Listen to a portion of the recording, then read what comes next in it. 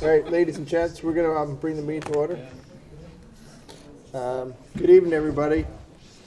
Tonight is Tuesday, May 10th. It's about 7:30 p.m. This is a Planning and Zoning Commission general meeting and public hearing. We are here in Town Hall in room 206 with a real live in-person meeting with a full capacity crowd. Welcome. Our agenda is pretty simple. The first item we go is the general meeting item. It's a mandatory referral number 1. I always like those. 2022 Board of Selectmen for Great Island. Request to purchase 60 plus or minus acres of property on Great Island from the Steinkraus family.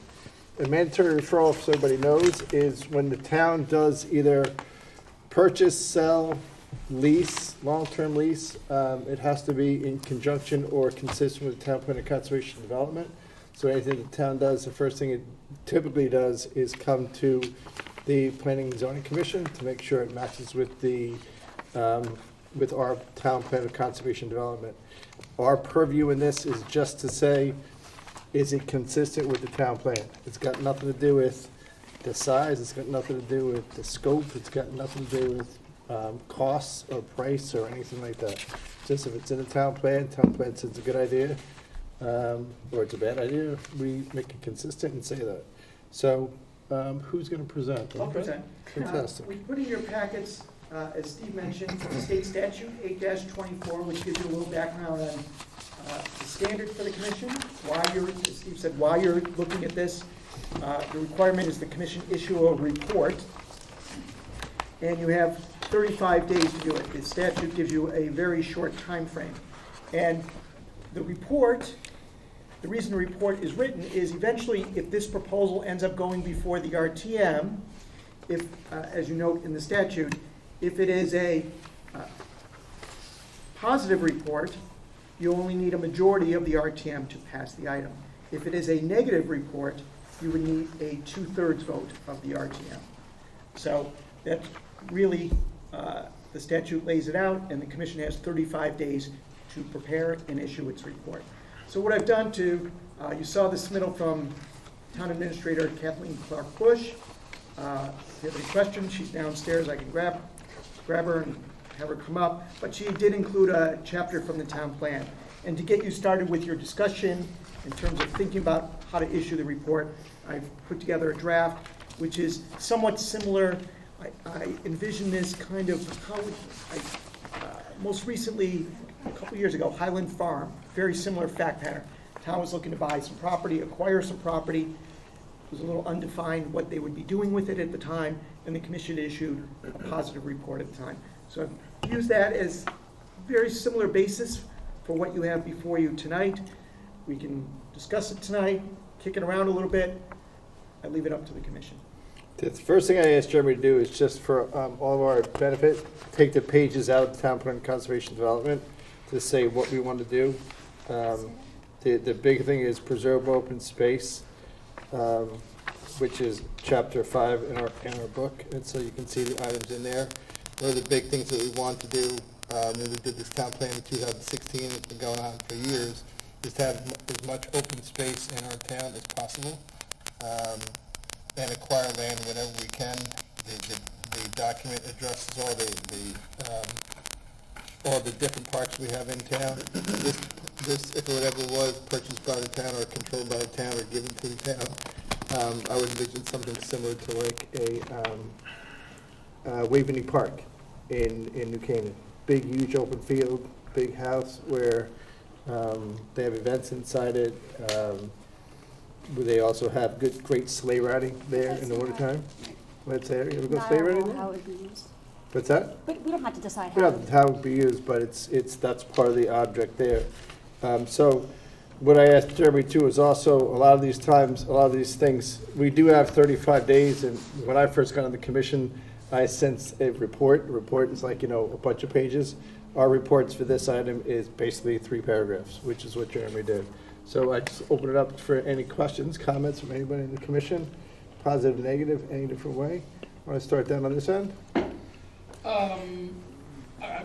I guess I'm something of a process guy, and yes, you are. this process seems a little vague to me at the very least. I mean, the report, or the request to us refers to a variety of uses that are suited to the location and town needs.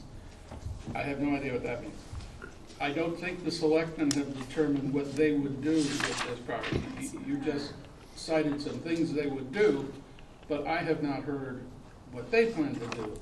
So I don't know how we can adopt. If I could, George, that's a good, excellent question. And one of the things that is likely, it's likely to come back to you, because one of the provisions of section 8-24 is not only purchase requires a report, but any substantial improvement, it's item 2, for the, no municipal agency shall relocate, substantially improve, acquire land for, abandon, sell, or lease any airport, park, playground, school, or other municipally owned property. So if the commission, or not the commission, if the selectmen or Park and Rec were to substantially improve this property. Okay. Now, I don't want to give an example, because I don't want Yeah. to say, oh my gosh. Remind you of it. Yeah. Yeah. Remind you, because I don't know, nobody knows at this point. They would have to return to the commission. So let me take the outlandish example of a nuclear power plant.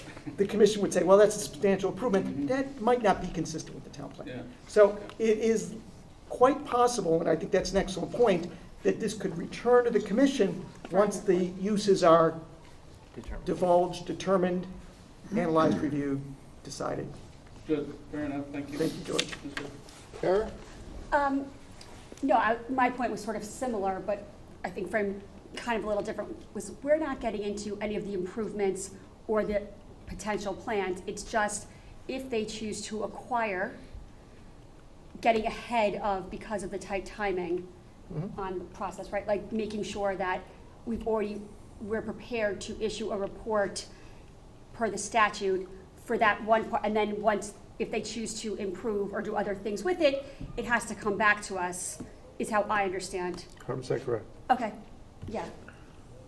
So Adam? we're not opining on anything other than, By so. Yeah, I don't have any comments at all. I think that it is consistent with the open space policy of trying to acquire land, and I think it would be a good asset for the town. So I have nothing. Okay, Jeff? Good. Sir? I think this is a good idea. I think it's consistent Yep. with the plan of development. However, I have the same reservations about this acquisition as I did about what's called now Highland Farms. Yep. Highland Farms is sort of floating out there in an uncertain position or circumstance. It can be put to any use the selectmen find convenient. Unlike a park, and it's this list of park properties does not include it because it's not a park. I'm talking about Highland Farms, which means that at some time in the future, if the selectmen decide they want to put a school there or make some other use of it, they can do it. If it were a park, they couldn't. correct. And I would like to see that our report includes some strong recommendation or whatever can be put in there, if the other commission members agree with me, that if they go ahead and acquire this property, that it have a designated purpose up front. I would like to see it be a park. Then it's bulletproof, as I understand it. Nobody within the town or from outside of town, I'm thinking about Hartford, can come in and play fast and loose with something that we are going to oblige our children to pay $100 million or whatever the number is for this piece of property. And that's, otherwise I'm fine. Okay. Hold on one second. I want to refer to Jeremy. I don't know if we're allowed to do that. Well, certainly, ultimately, the question, if it is comes Jim, back. as Jim noted, there's a state statute, I think it's 7-131N, which says if you dedicate, the town dedicates land for park use, to take it out of park use, you'd have to replace it with like-kind land, which you can imagine is almost impossible to do. So at that point, it really precludes other uses. So you might, the town, for example, might be sitting on numerous properties that you say, that would be a great place to put, as Jim, the example Jim gave was a school, police station, firehouse, whatever. We can't put it there because it's dedicated. If we do put it there, we have to then go out and find similar size and amount of land. Certainly the dedication process, if I recall, goes to the RTM, I believe. It would not be a call of this board. I'm not sure the RTM, it might be the RTM though, but it wouldn't be this board. So the point is, we'll go back to Highland Farms again. Highland Farms now does have an approved use. At the time of acquisition, it did not have a use, which is similar to this, where it says there's no specific uses of the property identified at this time, which is when that got purchased. Later, they came back with a plan, and today there's a resolution on it of what can be done there and what cannot be done there. Is that binding on But it's Yes. not a town? park. You cannot have a lacrosse, you cannot not have a lacrosse game there. But that's the special You permit. cannot have a usage. football game there. Can you have a school there? Can you have a school there? If it comes Yes. back, they can. If it's not in the current resolution, but if they came back, they could. All right, I mean, that's my point. Great. I mean, that was, if that memory serves, $12 million. And I think it's worked out very well. Everybody seems to be enjoying it. I go up there and walk myself. But I prefer not to see the rug pulled out from under Highland Farms and it be dedicated to some other use. And because this acquisition is what, 7-8 times what we're talking about, or what we spoke about for Highland Farms, I think it's doubly important that this be reserved. Well- And, I mean, we're still gonna owe the 100 million. Well, we don't. I mean, we have no idea what the price is. It doesn't matter. No, I It could be given understand, to but us. I think if they're It could be a looking gift. to us, Jim, can I just, I Yeah. think on that point, right, we don't get to designate, we don't have the authority to designate whether it's designated as a park, and like a park has a special statutory definition or designation.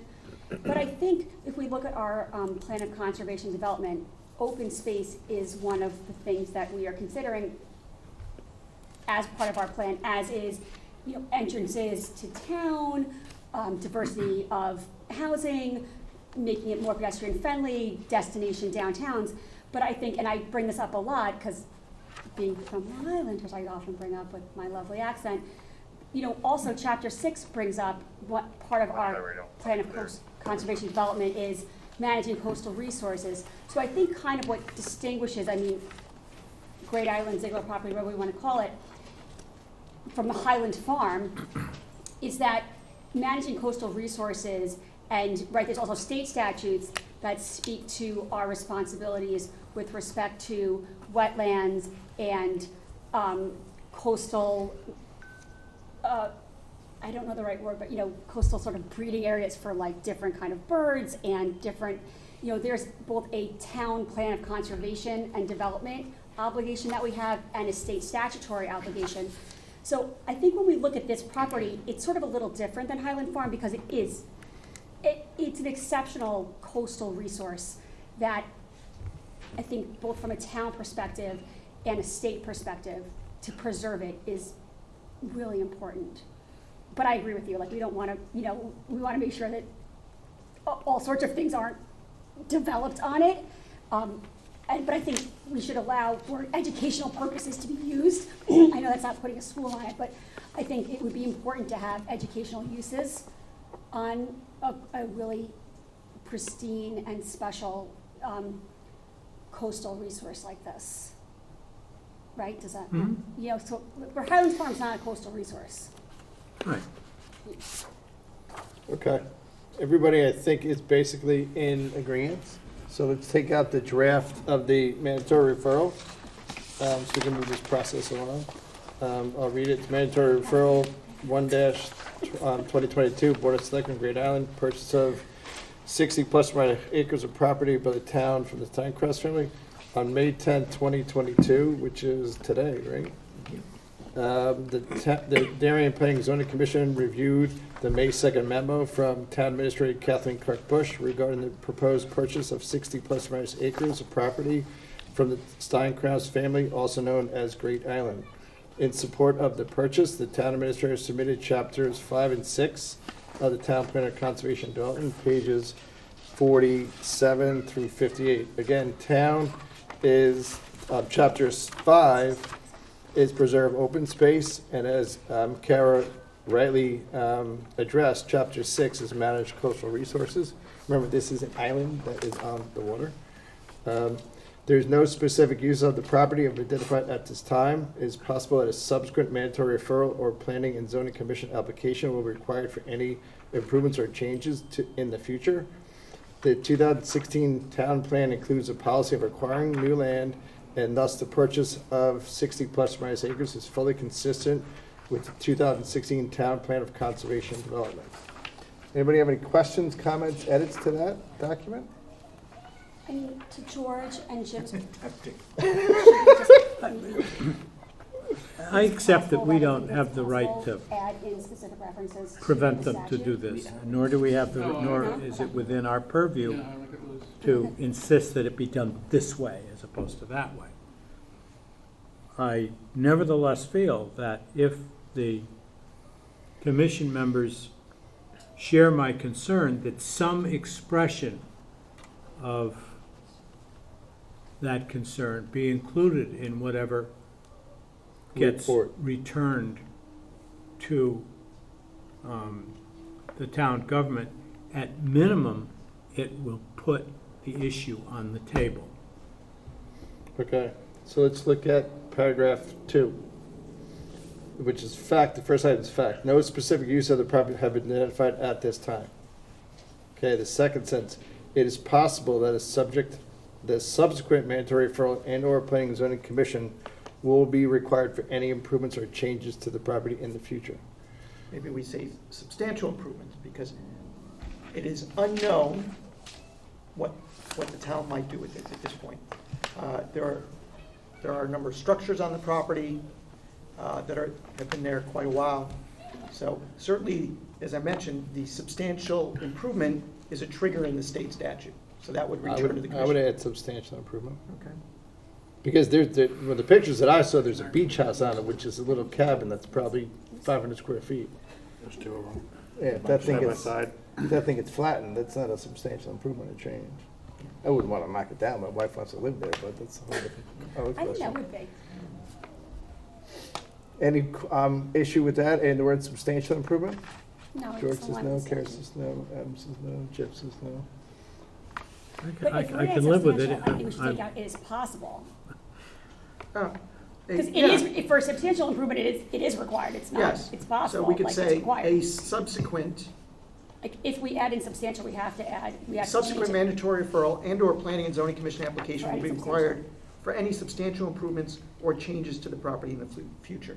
Because it might need, and I didn't want to go into all the details, could be work in the flood zone, could be work coastal site plan review, could be a regrading permit, who knows? But they'd have to come So to us. did you say we should take out the word "it is possible"? That. It is possible that, we're gonna start with Strike a subsequent, to be a Okay. little more certain. Okay. Should we put in, at the end of that sentence, something like, about the usage of the property as well? Because we're talking about substantial changes, so I'm thinking that has something to do with structural changes, like we mow down a house, drainage.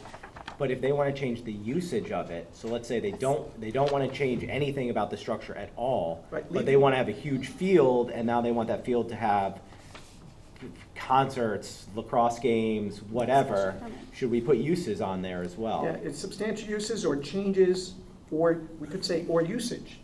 Or Change to the usage. You know, just sure. to add that, so we're 'Cause it covering our could be bases on kinda like with just Highland not Farm. buildings. they required a special permit for the activity, so we could certainly add or uses, or usage to the To property. a subsequent mandatory referral and/or planning and zoning commission application will be required for any substantial improvements or use changes to the property? Designated uses. I'm sorry? Because right now there's no uses. That's my point. There is no use, and they have no use contemplated. That's why I don't want to go down the use, Okay. the use alley. But will they need a special permit? You need a special permit for almost anything. It's an R1 zone. Really, Oh, it is, okay. Yeah, it's Oh, okay. R1. You can't do anything except have a house in R1. Then I think that should be spelled out. yeah, that so what instead of zone it's saying in. or changes, we could say or changes or usage to the property in the Well, future. Usage. Or just say, Or just, or usage. Usage instead of use. Okay, good.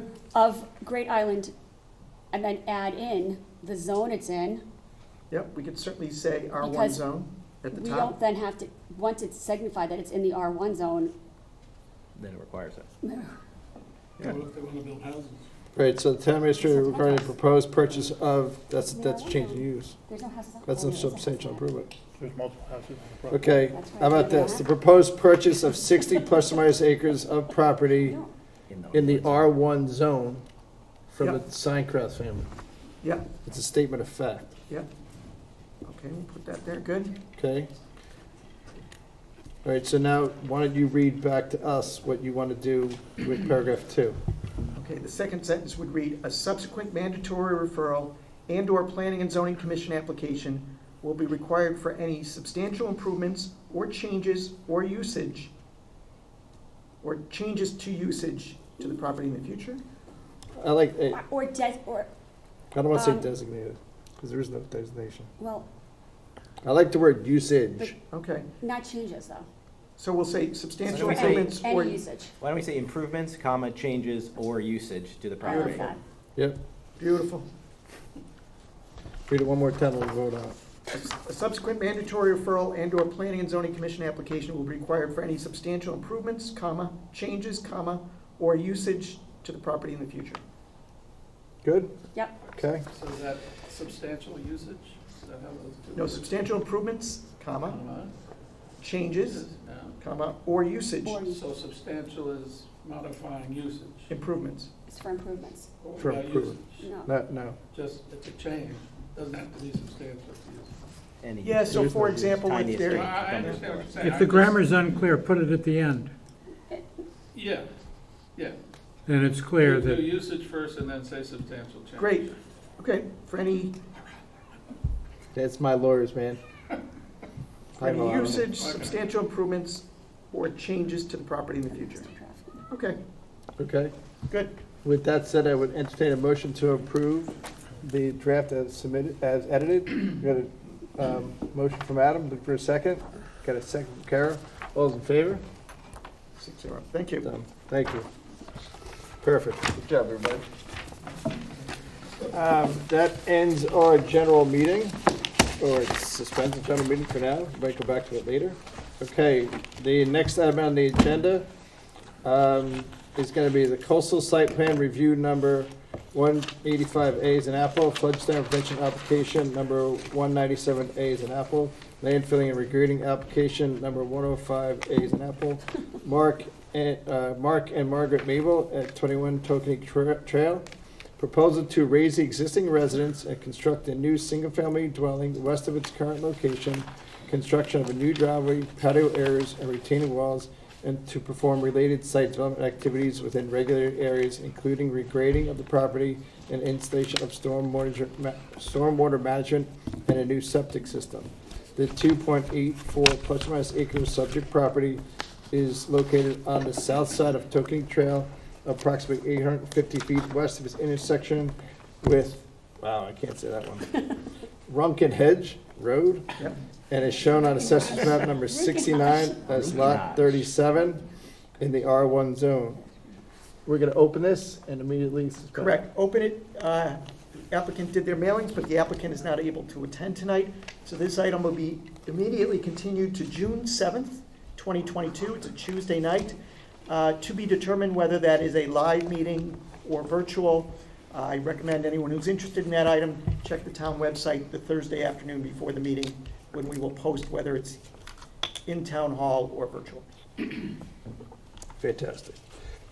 Next item on the agenda, continuation of public hearing regarding special permit application number 312A, Altitude Darien LLC, 1897 Boston Post Road, proposed to establish a new quick service restaurant selling coffee, beverages, baked goods in a 2,125 plus or minus square foot portion of the first floor space. The 0.49 plus acre subject property is located on the north side of Boston Post Road at the northwest corner formed by the intersection with Dickinson Road. Is shown on Assessor's map number 42 as lot 6 in the neighborhood business NB zone. The hearings continued from May 3rd, Last and we're going week, to continue it again. The applicant was not able to attend tonight, so those people who are here for 1897 Boston Post Road, it will be continued to May 24th, 2022. It's a Tuesday night at 7:30. Again, check the town website the Thursday evening before the meeting to determine if it's a virtual meeting or in person. Okay, the next on the agenda is going to be punted to the vice chairman. Oh, okay. There you go. Which I- is, oh. oh, right, okay, the continuation of public hearing regarding proposed amendments to the Darien zoning regulations. This is case number 1-2022, put forth by Pemberton 16 LLC. Proposal to add a new section 597 to the Darien zoning regulations to establish an age restriction within the Leroy West Affordable Housing Overlay Zone that would require at least one occupant of every occupied dwelling unit to be 55 years of age or older. The full text of the proposed zoning regulation amendment is on file and available in the town clerk's office and the planning and zoning office for inspection and online. I am recusing myself from this application. I'm going to step out of the room. I wouldn't go too far because the applicant is unable to attend tonight. So we're going to immediately continue this to next Tuesday, May 17, 2022. At this point, it appears it will be a virtual meeting, but again, I ask people to check the town website this Thursday, and you will get the details for getting into that May 17th meeting, whether it's here or virtual. It's going to start at 7:30 p.m. That's regarding Pemberton 16 proposed changes to the zoning regulations. Okay. Okay, thank you. Sir? The baton is yours. Thank you, sir.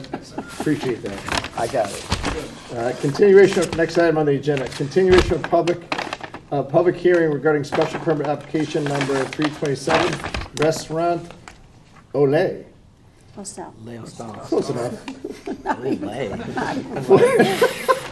It's not French or Not-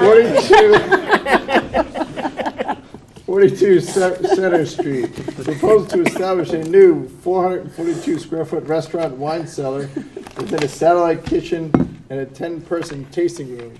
The 0.287 plus or minus acre subject property is located on the north side of Center Street, approximately 120 feet west of its intersection with Old Kings Highway South, and is shown on Assessor's map number 72 as lot number 45 in the Central Business District CBD zone. The hearing was supposed to be open on May 3rd. It was open May 3rd. We immediately continued it tonight. Because the applicant cannot attend, we're going to continue it to next week, Tuesday, May 17th, 2022. And we'll know this Thursday whether it's virtual meeting or room 206. Let's go forward to that one. It's going to be a short meeting. We got nothing to do tonight. We can get out of here soon.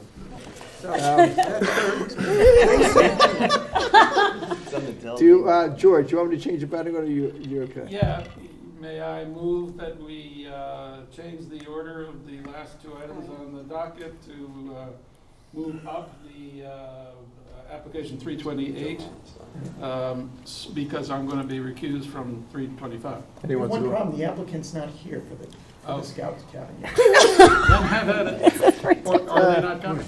No, they're coming. They're But coming. they thought our meeting would last longer than, Oh, on than 20 minutes. Okay. All right, sorry, George. All right. You voted down. So- Sorry. You didn't get seconded. All right, next item on the agenda, what have we all been waiting for? Continuation of public hearing regarding business site plan application number 245A, special permit application number 325, Darien Hot Chicken LLC, 151 Boston Post Road. I want to read the rest of the item again.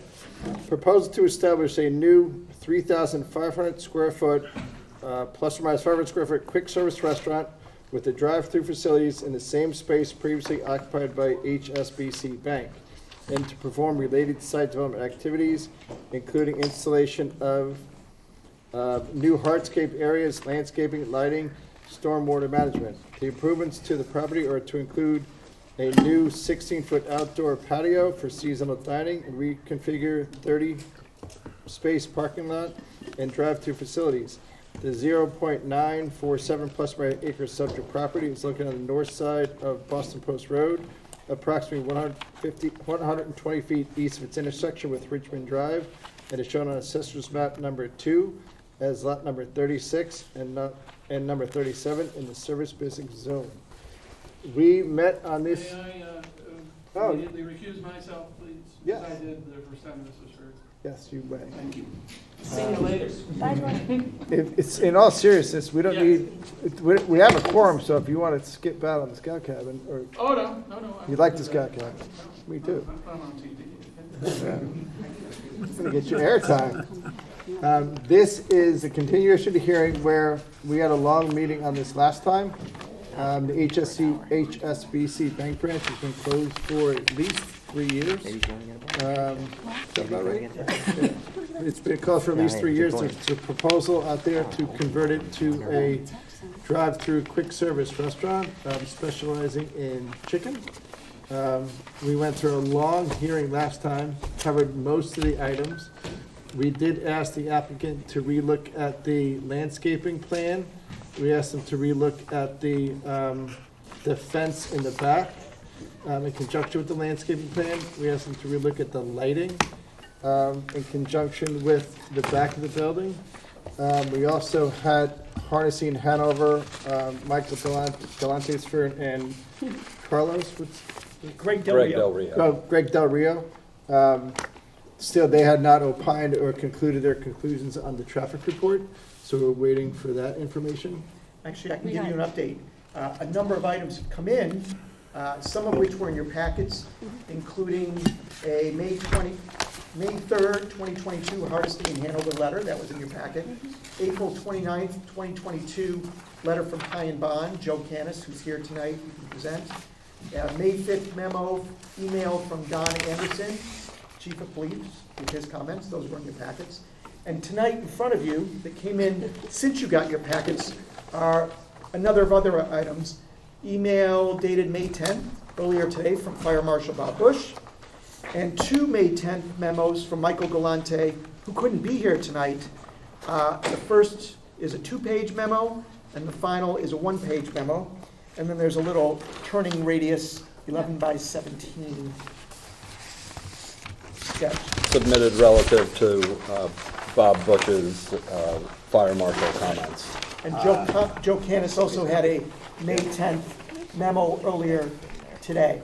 So a lot of material came in earlier today as our consultants were making last-minute comments in response to the applicant's responses. So much of it's buttoned up, but the applicant's here to present. Mr. Galante can't be here, but his reports speak for themselves, and Mr. Canis is here in the back. Is Joe here? He's here. Yeah. There he is. Great, wonderful. 1 second. The one thing I want to make sure we go over, and I don't know what Jay's batting order is, but I want to make sure we go over Don Anderson's report Sure. before we go over Hardesty and Hanover stuff. Okay. You want Okay. Jay to cover that somewhere in Yeah, his presentation? Okay. Okay, Jay, take it away. We got a letter from you, I think yesterday or the day before. It's very detailed, thank you. It said what you did, what you're gonna do, and all the responses. If I could find it here, I'd be happy. If not, it's in my desk at my office. Sure, and I'm happy to. We can run through it quickly, because that was, you gave us, some homework Yep. the last time we were here on the 26th. For the record, Jay Klein, by the way, for the applicants, Phil and Brandy Killeran are here in front with us. And Got it. sorry that our team took up half the room. Mrs. Killeran, Mom Killeran's in the back too. So we were ready to show up, so. In any event. You had asked us a couple specific questions to sharpen our pencils on, and I think we've addressed them all, quite well. The first, you have an updated landscaping plan in front of you here this evening, prepared by Matt Popp. And the first thing you asked us, Mr. Chairman, and others, and some of our neighbors too, was, hey, we know that you're proposing to replace the fence that's in the back of the property, on the northerly edge of the property, originally proposed for 6 feet. Can you bump it up to 8 feet? Phil and Brandy agreed to that. We're happy to bump it up to 8 feet. And talking to Jeremy, we're thinking, we wanted to confirm that's the maximum we could do, and that is in fact the maximum that's allowed in the regulations. I think who you might want to hear from, because Steve, Mr. Chairman, you had asked, will that provide extra sound attenuation? Perry Chan is here again. She provided a brief memo, but she can explain the sound benefits of the added fence. You want to come up quickly, Perry? Why don't we, before she comes up, why don't we talk about the landscaping too, because Sure. those two are gonna come together. What's up? Certainly, that's a great point. Matt Popp is here as well. You had asked us to look at, what additional plantings we can do in the back buffer. We were originally proposing, I think, 9 white fir trees. Matt supplemented that planting in the back with 16 green giant arborvitaes. Matt, correct me if I'm wrong, but those will go in at 6 to 7 feet tall. Should grow to a mature height of 30 feet, and they grow 1.5 to 2 feet annually. So that's a pretty healthy addition to that buffer back there. So in total, Phil and Brandy will be planting 25 trees in that northerly landscape buffer. So we think that's a added plus for the property. Matt Popp, landscape architect. The other thing I think, just to note, there is a note on the plan that says that the fence will be 8 feet in height. So that note is on the I plan. did catch that. Wait, Yep. I can't, I think the microphone's not working, so can you just repeat that? I'm sorry. There is a note on the landscape plan that says the fence will be 8 feet in height. It's right. Oh, the new one. Thank you. Yeah. So if we're following along on Matt's letter, on Jay's letter, we just talked about item number 1, consider feasibility of the fence, and there's some additional there. And then we just talked about item 2, which is kind of providing additional shrubbery and plantings within the landscape buffer along the northern edge of the property. Does anybody have any questions for Matt with regards to the new landscaping buffer? I think it looks great. Thank you. I think my only Oh, question would I have a be, question. is, if, I personally don't love arborvitae, but it doesn't really matter what I like. If the neighbors if you guys had discussed and gone over this with the neighbors, given the differential on the fence issue, which is beyond your control, beyond their control. And so it seems like perhaps this was a solution or some sort of, I guess solution is the best way I can go, but to address the lack of control you have over raising the height of the fence. So as long as sort of that's been discussed and people are happy with it. But we'll open up the public Okay, comment perfect, after. that's fine. Then I have no questions. Great, thank you.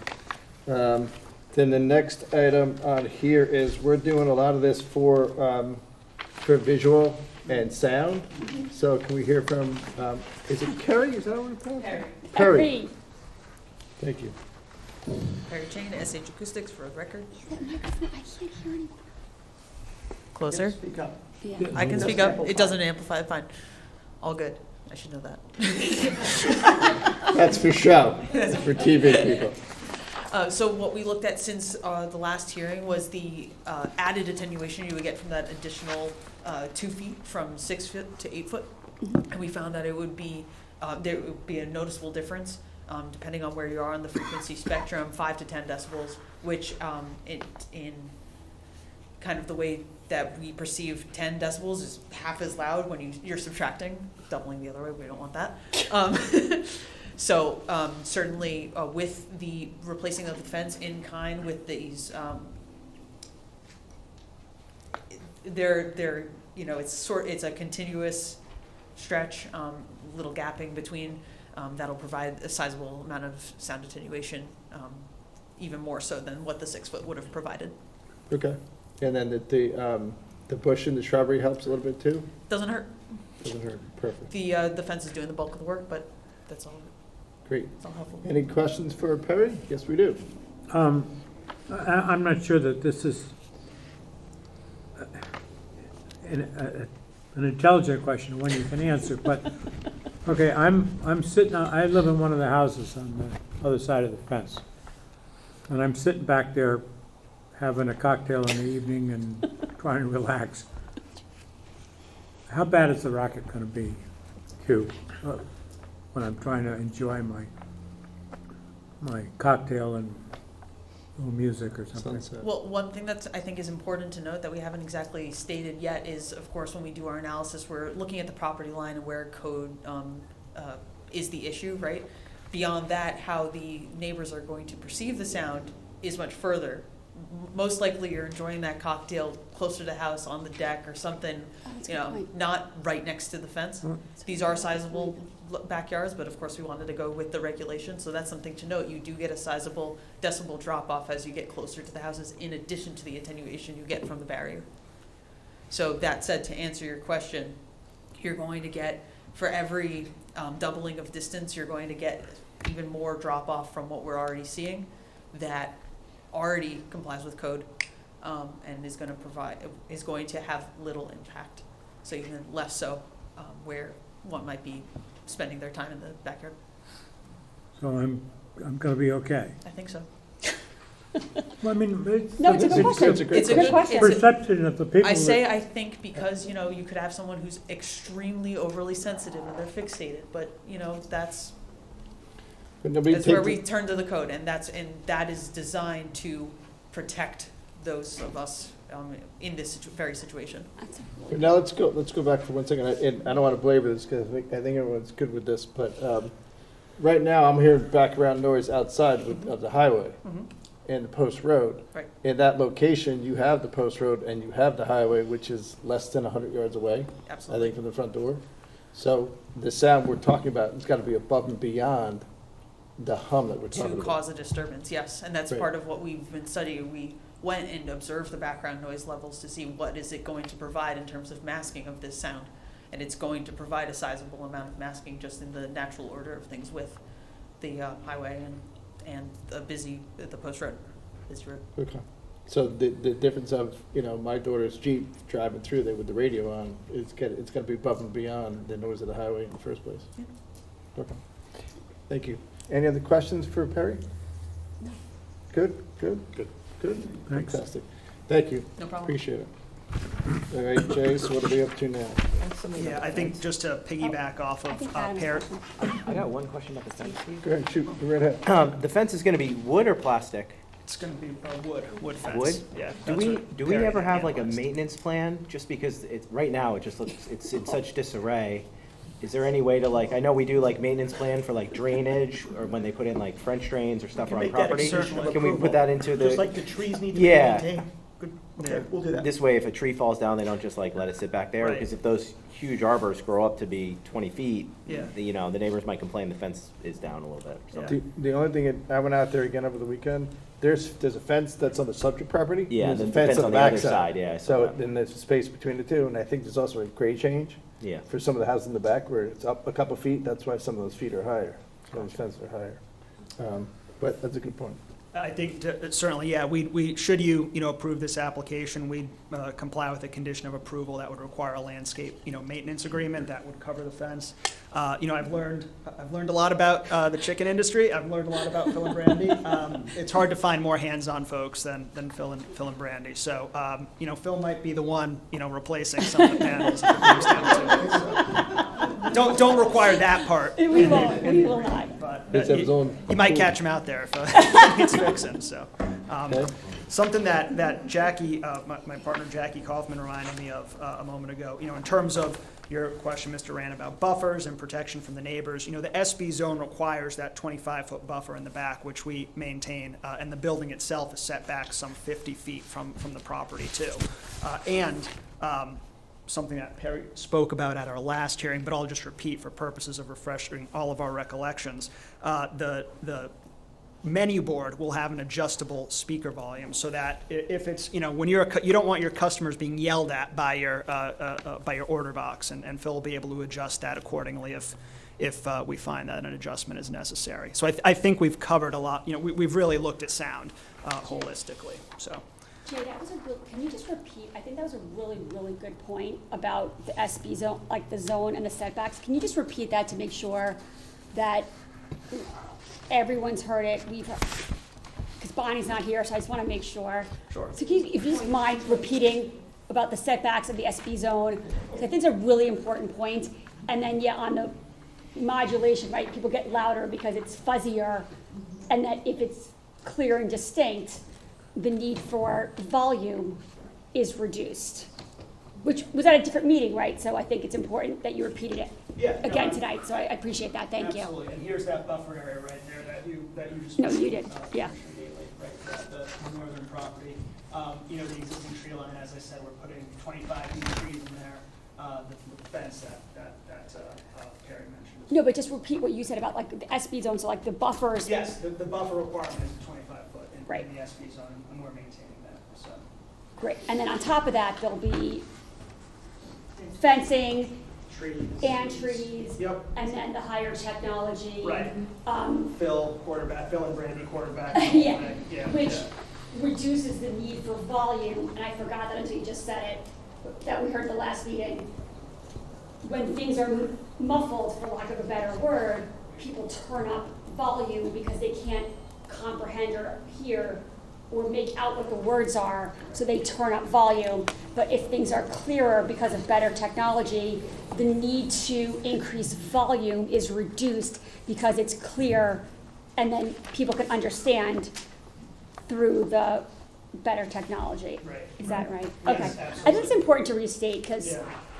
I understand the need and the not, if I was a neighbor, I would have the same concerns. Yeah. So I think these are important points to like reiterate, Yeah. and as long as they're in the resolution, and I think that's important. Thank you. Absolutely. I mean, yeah, and just to continue off of that, I mean, you know. Just make sure you're with the microphone. I think that's Oh, TV yeah, that's right. 79. Yeah. Sorry. Sorry. I know. Bonnie's not here, which is So the no one's yelling police. or enforcing this. Yeah, right. Who cares? Jay Klanigan. Still Jason. Still Jay. No, sorry, folks. No. You know, all kidding aside, those are all very good points. And, you know, I think Perry's presence here and her partnership with Phil and Brandy, you know, you don't often get a sound expert with a tenant fit-out type application. So we hope that shows not just what we're meeting the reg, but, you know, the type of folks that you all are attracting to town in terms of business owners. So the next question that you asked us to sharpen our pencils on, happy to invite our architect, Jenny Morgenthau, up if you'd like, but it was a simple, can you confirm the lights in the back will be no higher than 12 feet? They're at 12 feet. We updated the architectural plans just show the lights on the elevation. We can put those Do up. that again, because what I was after was, I think there's lights in the soffit, Yeah. and are those removed, or are those staying there? There's no real reason to light up the back of the building. Jenny Morgenthau, the architect on the project. Yes, so the lights on the rear, under the soffit, there's 5 of them. There's going to be a Down. directional toward the building, so they're not going to be out at all. They're going to be just flush with the soffit along the back. And then on the drive-through on the side of the building, there's going to be 3 in the exact same design. It's going to be pointed more toward the actual building itself. So they're pointing, there's still gonna be lights in the soffit on the Yes. side and the back. Yes. We're keeping on the number the same, and we're making sure they point towards the building. Yes. And can you just, I think, because it was a different meeting, the reason for those lights and where they're pointing and why? Right. So they're really just lighting up the actual lane and the building itself. They're going to be essentially at an angle, so they're actually going to be not pointing toward the neighbors in any way, shape, or form. They're really just so you can, you know, drive through, see where you're driving, see the, you know, the sign also, the menu board and everything, and that's really their main purpose. Okay. Yeah. And so how many do you have in the back? 5, 5. And there's evenly spaced in the back of the building? yes. And then you mentioned about, go ahead. There, these squares right here that I'm pointing to. Oh, so those are on the ground or on the? No, they're under Soffit. the canopy. They're within the canopy. They're recessed in the Yeah. soffit itself. Okay, And they're tilted down. Yes, directed towards the building. okay. Yeah. Any questions on that, guys? Good. And if I remember correctly, weren't some of them also, they're under the soffit, but also pointed towards like doors where like staff would leave? The one door. Yes, Right, we'll for have- like, to bring out, I don't know, or whatever, The for 5 safety for staffers. Right, the 5 under the soffit will really mainly be lighting the lane and the building. Right over the door in the back, we'll have one gooseneck Okay, fixture that's Right. basically going straight down to light that area. okay, Yep. Got it, okay. thank you. All right, so that's number 3 on your letter, confirm lighting in the back of the building. Okay, next, we have the adequacy of proposed parking.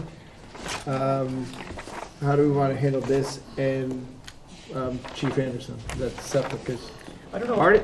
Hardesty and Hanover really did traffic, they didn't do parking. But Mike Galante's not here. Yep, that's correct. Mike Galante did not opine on I know parking as much as he opined on traffic impacts as a result of the proposal. And we just got, Okay, So what I can tell you, Mr. Chairman, Yep. about parking and what Neil will tell you, do a better job of telling you about parking and traffic, is that through help of staff and through help of Mr. Galante, we were able to, I think, obtain his, sign off on the impact that he analyzed. Neil will tell you how we ran the revised pass-by analysis and also looked at the accident rates when the bank was more operational, or at a couple of years ago when the bank was at the property. And both of those analyses supported our underlying conclusion that, the site will operate safely with the restaurant, and that there won't be any adverse traffic impact. So, we think we've addressed everything in terms of a traffic perspective. well, let's stick with parking for a second, because that's where we Sure. are. Yeah. And the item that came up is, and I don't remember my notes, but I think the staff was something like 12 people on a shift yeah. at peak, and we have 30 parking spaces, so the math was 30 minus 12 gets you 17. Sure. We have like 60 seats in the restaurant, is that Sure. right? So we do have, if you look at, and Neil can speak to it more, in the supplemental response by SLR prepared, we broke it down in terms of customer turnover, the rate of employee staff that usually take public transport rather than driving their own vehicle. So I think we anticipate about half of folks on staff driving to the property and the other half taking public transportation. When you break down those numbers, add them to We're folks going to have Neil tell us that, or are you going to tell us that? Yeah, I'll have him tell you. The other thing that I will tell you is that we are overparked by the regulations by, I Understood. think, six parking spaces. So your regs got it right, and we think we got it right, too. Okay. For the record, Neil Olinsky with SLR. Yeah, Jay summed it up pretty well. On table 2 of our last letter from May 9th, we looked at the turnover rates of the different customer types, so drive-through versus park and go up to the grab window and then eat in. Based on all that, and even if every employee, 12 employee parked at the site, there would still be sufficient parking based on what we're looking at. But I think, right, that's based on designating this business as a quick service, as if it was a McDonald's. And admittedly, and I don't mean to, criticize or ding the applicant for being fully honest and transparent, because I think we all appreciate that. They're not really, they're a little different than a normal quick service, right? So it might be overparked, but I think there's a distinction between, okay, we're overparked for a quick service, but we acknowledge we're a little different, and we've addressed that with our efficiency in our operations inside. And maybe that's not for you. Maybe I don't know who that's addressed to. but right, this is a little bit different than a normal quick service, but I get that the regs are the regs, and by the regs, but I think we would be remiss as commissioners if we didn't kind of call this out. And again, it's like, well, thank you for being honest, but right, it's a little different.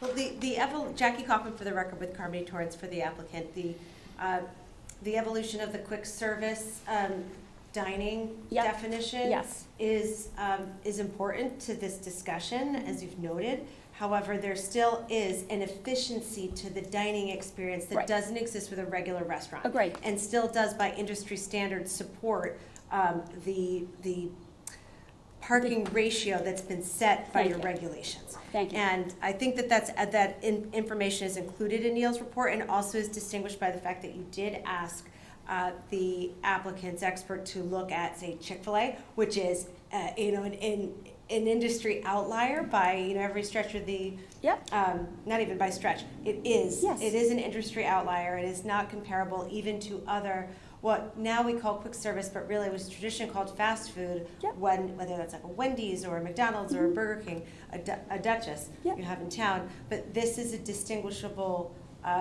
style of dining. However, there is that efficiency that's still there. So while we're saying, yes, we're overparked by the standard, that's an important distinction in your regulations because we're meeting it and exceeding it, but also that additional seating will accommodate whatever perception you may have for additional diners that will be there.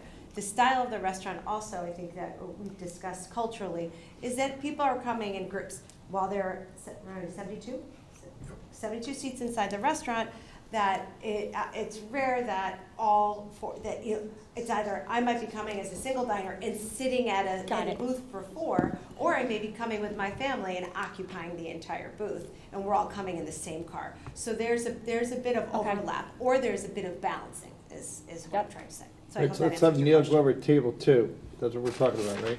Sure. Okay, so we started with our analysis, traffic analysis, the trip generation and estimate and things like that. So 100 trips is basically 100 vehicles entering and exiting during the peak hour. Typical week is what we did our traffic analysis, and that was our starting point. And then based on the way... Peak hour is what time again? Lunchtime on a Saturday. What about, all right. Then It could be in the evening too, so you could have a busy lunch and a busy evening. We're hoping for busy Fridays, right? Friday could be up there too. I think in our original study, we had a pretty similar. Yes, please. Yeah. Okay, go ahead. So 100 cars in an hour. But based on information from what Bird Code tells me in terms of how they operate, their turnover characteristics, what they anticipate, based on how their West Hartford store operates in terms of the takeout versus eat-in, we broke it up. So you kind of look at it in 3 different columns, essentially. Drive-thru, you have your order ahead and go pick it up, which is quick turnover as well, and then your eat-in customers. So when you start divvying it up into different categories, right off the bat, you've got approximately, say, half of the customers going to the drive-thru. They get turned over quickly, 5 minutes per vehicle.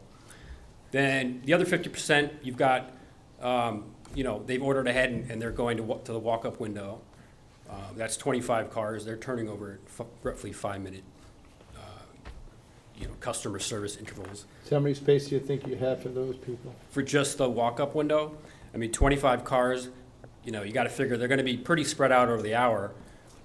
In 5-minute increments, you're looking at 2 to 3 cars at any given time for that pickup window. Okay, and that, I know you think it's a bad word, but the Uber Eats, that covers the Uber Eats and the DoorDashes, and what's the other They one? use their own app. Let's see, there's another one. They use their own app. I know, I understand. We don't have a crystal ball in terms of how exactly it's going to play out. Understood. But, we're trying to rationalize it all. Yep. And then by the time you get to people who eat, customers who you expect to eat in, we're only looking at about 25 of the 100 cars during the busiest hour. And they're not sitting in, it's not like a Starbucks where they're going to be sitting there for extended periods of time. They're probably going to turn over in 15, 20 minutes. They order, they eat, and they leave. That's going to be the heaviest parking demand, if you think about it. Of all of the different customer types, you might have 7 to 9 eat-in customers at any given time. And if those are spread out over the hour, they're turning over, in 20-minute increments, roughly speaking. So then your bottom line sentence here says 15 to 19 total cars parked at the peak time in a 29 space slot during the peak hours. So we have, and that includes that bottom line, that includes the 6 cars that are parked for staff? Correct. Okay. When you're coming Any up questions with, on that? yeah, when you're coming up with those increments of the turnover time, is that based on industry standard books, whatever? I know that they're not really books anymore. Or is it based on data that Bird Code has themselves, which kind of separates them because of their investment in technology and their investment in operational efficiency? I'll let Phil answer. Thank you. Phil Killoran, Bird Code. You're correct, it's based upon our own analysis internally. So last Friday and Saturday night, we analyzed turnover inside, 12 and a half minutes per person. That included your 5 minutes to get your food, plus your time sitting down as well. And sorry, my allergies are atrocious. Oh, no, mine are too. So I sound I all get it. rasping and everything. But yeah, so we're analyzing specifically West Hartford, mainly because, this model, there's not many doing this model here. So Yeah. we need to look at locally what those numbers are. I think personally, I can't speak for, I prefer businesses' own use of data to provide analysis, as a basis for analysis on parking, traffic, as opposed to nationwide, standardized, because I think Connecticut and certainly certain areas in Connecticut, we're outliers and we don't fit well into standardized industry nationwide books on, because we don't strip, like we're sort of outliers areas. So I think you using your own data is actually really helpful in terms of, does this likely ring true, and is this a good basis for analysis? Thank you. Okay, so you're square with parking. All right, at that point, let's talk about Don Anderson's letter, and then you can respond to some of these things. Did you have a chance to see this at all? I did, yes. Okay. I honestly didn't see it till today. But why don't you want to explain this to? Sure. As Don noted, he and I did eat there a few months ago now, and I think what they just mentioned is a very good breakdown of what we saw, which is there's people that sit down and eat. Now, at that West Hartford, there is no drive-through, but there was a substantial pickup. I'm here to pick up my food, and then there was a substantial amount of DoorDash, Grubhub, whatever, people just picking it up and driving it away. So I'm glad they described that tonight, because that's basically what you'll see out there. Don told me from day one, and you can see in his memo, he was very clear. He said, look, this is a great restaurant. If it's as they describe, it's going to work fine as long as people don't queue into the post road, and I think you guys discussed that at the last meeting. His concern, which is outlined in his memo, is what would keep Chick-fil-A franchise from buying out Bird Code at some time in the future if this application is approved. Bird Code might well operate without traffic disruption. I'm not sure that the same would apply to Chick-fil-A. So I spoke to Jay about that. I know Jay and I talked about different things. As Karen just mentioned, some of the data they're providing would be different if it were a different use. The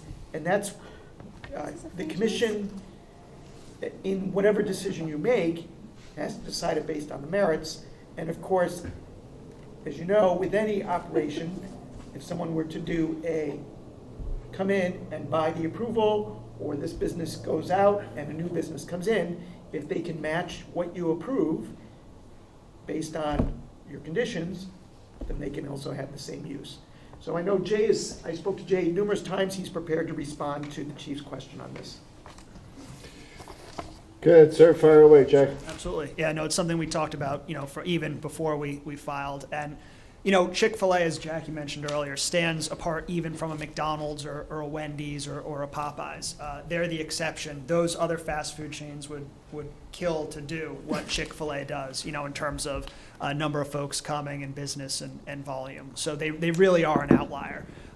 What I can tell you from my experience working with, you know, not a homegrown business like Phil and Brandy, we work with other restaurants, national chains at times. You know, someone like Chick-fil-A, they're probably looking for a bigger site, quite frankly, where they can have multiple operational drive-through lanes rather than the one in the pass-through. So, you know, a site like this, it's great for a Connecticut-grown business. It's not something that's on a Chick-fil-A's radar, probably not on a McDonald's radar or something like that either. And, you know, I think the other thing that sets it apart, you know, I've been to hearings where Chick-fil-A is on the agenda. Founder of Chick-fil-A hasn't showed up to any of those hearings. Phil and Brandy have been to 4 or 5 Darien, you know, board meetings now. Before we filed our applications, Phil sent a letter to his neighbors with his cell phone number on it. Those neighbors have his cell phone number. And if they lost it, we'll give it to them again. You know, this is a really different situation than a national It's not a corporate franchise. thing. Correct, yeah. But also to add to that, too, Mr. Nielsen is here, who's the owner of the property, and he also would be comfortable with a condition that should there be a change of operator, that it would require an administrative review with the commission so that you could make the determination if those 2 operations were consistent. At the end of the day, when it all boils down to it, the big thing is there's never going to be any allowance of backing up onto Route 1. That's correct. Bar none.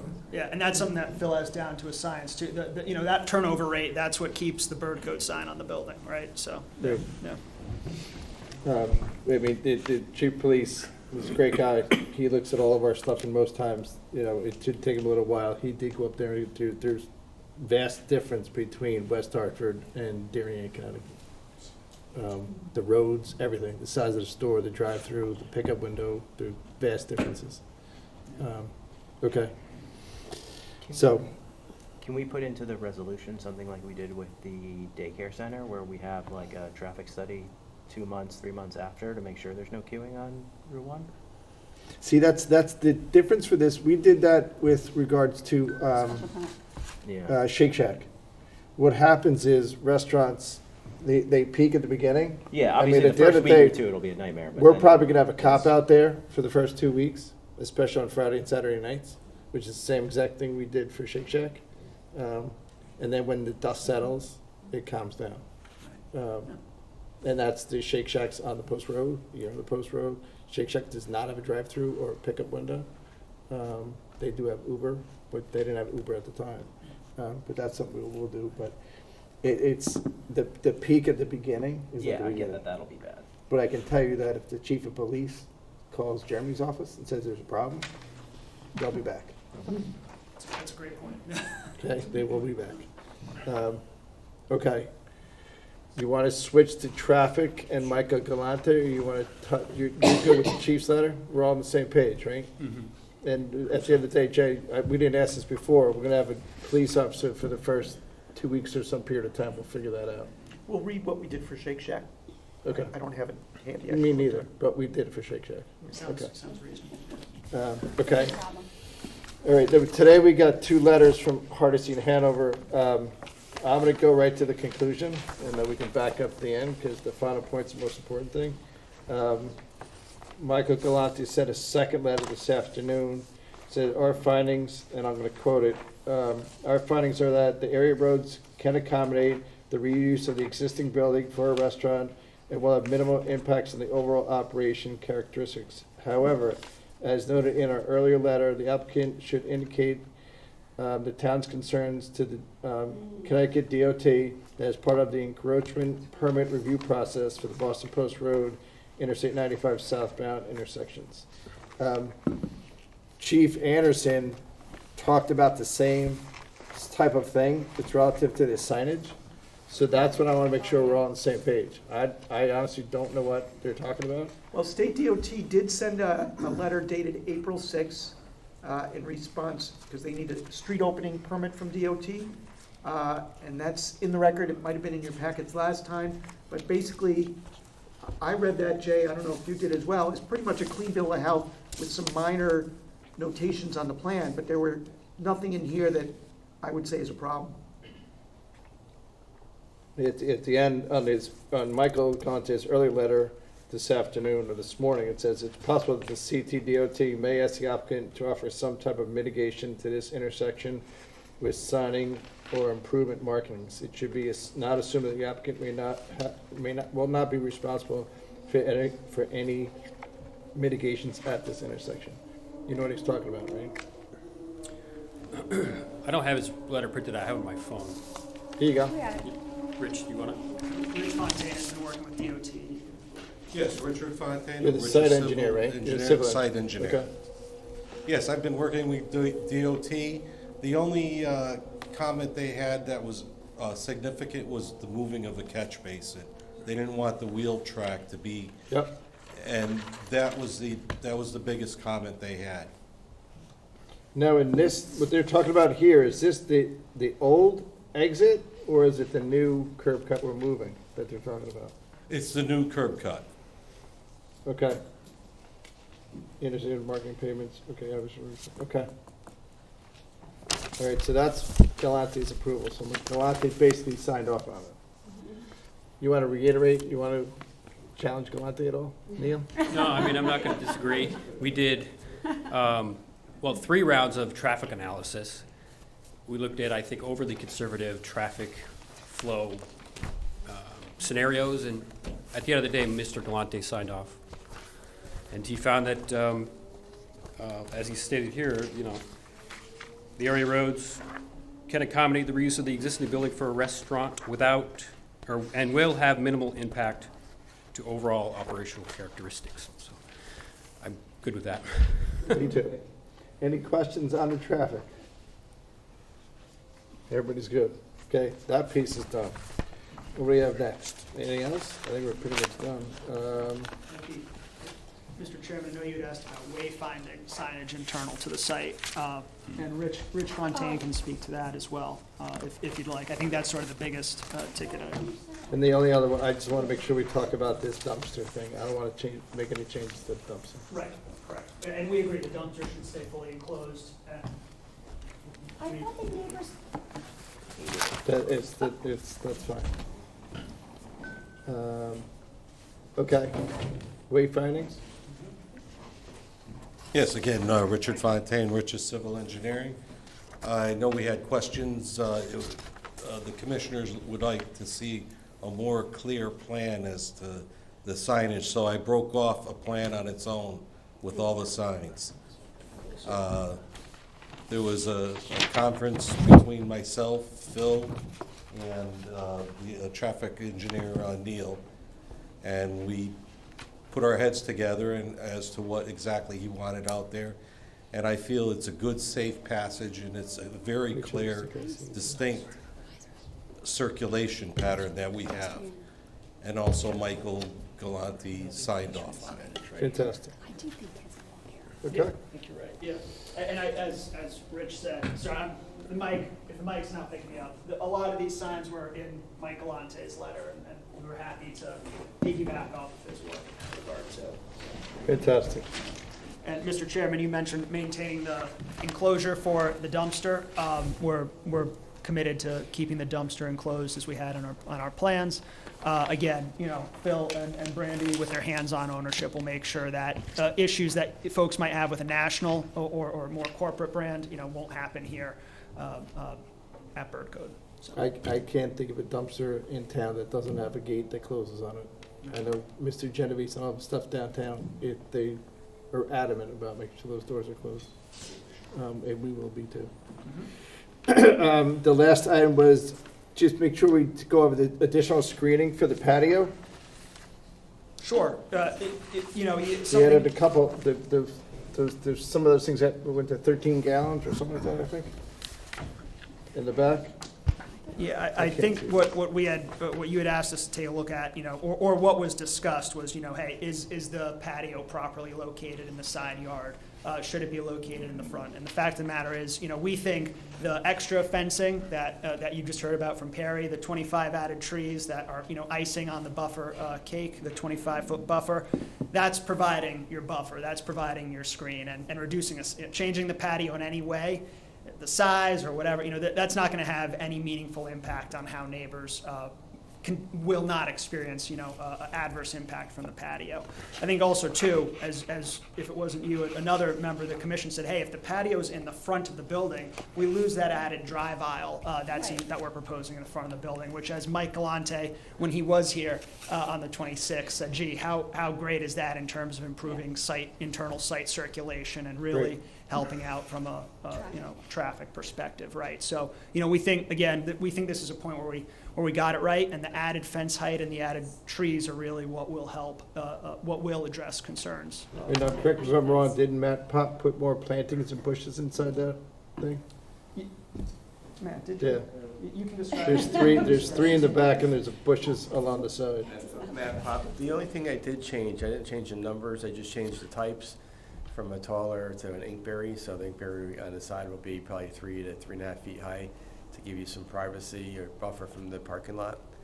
Before it was just a smaller holly. So on the plan graphically, probably if you're not looking carefully, it looks exactly the same, but just the ID got changed. Fantastic. Okay, great. We're good with that. Outdoor, so we did that. Provide wayfinding, so we did that. Fantastic. That's great. Now let's go over this plan, which is the fire marshal. Anybody have any questions where we are today? We're good? We're good? Okay. Fire marshal. I'm going to turn this over to Mr. Ball. Jeff, go ahead. They say that they can get through, and we're good. Yep. There you go. He's like Michael Galante. Get to the conclusion. Any questions, any input from Bob Bush that you want to give us on this one, Jeremy?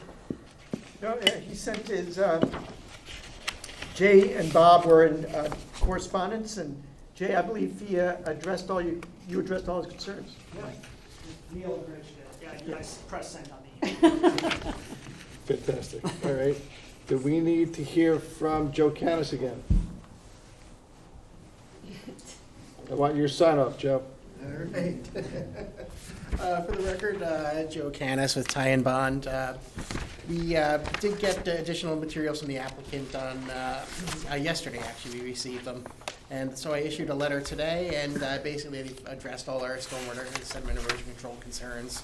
And you'll see that in our May 10th letter. There are some things that could be addressed as a potential condition of approval, but those are minor and won't have any significant impact on the design. So we're satisfied that it conforms to the stormwater management regulations. Fantastic. Any questions for Joe Canis? Thank you. You got another sign off. Okay. We did this, we did this, we did this. Any questions for the commissioners? I'm going to open up to the public again. Are you done, Jay? Did we get everything? Yeah. We're done. Would anybody in the public domain like to speak to this application? Speak now or forever hold your peace? Okay, seeing none. Oh, Mr. Nielsen, welcome, sir. Hello. Jerry Nielsen, president of the Nielsen Company, and we're partners in the property. And I just want to say we were very sensitive towards this location. We know there was a bank there. There's a lot of neighbors. It's a very difficult location, the neighbors being right there. We did have National Change look at the property. KFC had closed in Norwalk. They were looking. That's not what we wanted. First time we met with Phil and Brandy, totally professional, buttoned up, knew what they wanted to do, brought up the neighbors, brought up what they were thinking of doing. They've been awesome to deal with. I can just see the response from what they did just from the last meeting to today. They're concerned about the neighbors. So you're going to do the right thing. Thank you. Good choice. Thanks, Jerry. Anybody else in the public like to speak to this application? Okay. Any more questions before we close? Jay, you get the last word. No, I mean, I think we've covered it all. Take the microphone, buddy. I think Jay Klein again. No, I think we covered it all. You guys have our narrative. Conforms to the site plan standards, the special permit standards. This is really excited to see, I can't wait to go to lunch here, and maybe we'll see some of you guys there. So really, really exciting to see this, coming into a Connecticut-grown company. So Great, thank thanks, you. everyone. Yeah. All right, with that said, I will entertain a motion to close the hearing. Jeff makes a motion, Karen makes a second, all's in favor? Hearing's closed. We will probably deliberate this in, Maybe in the next week or 2 weeks, the commission has 2 months to make a decision, but I presume it'll go a little quicker than that. I think we might go a little quicker than that.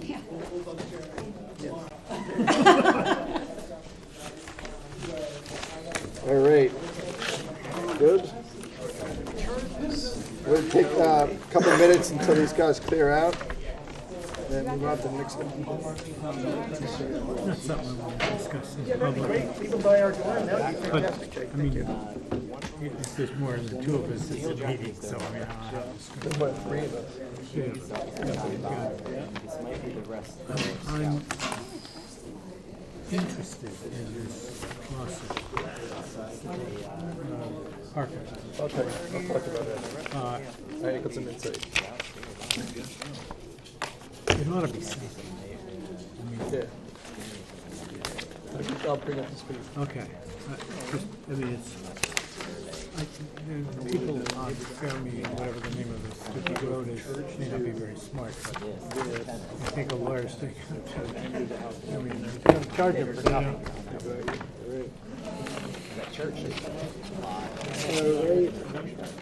Sure. Somewhere else.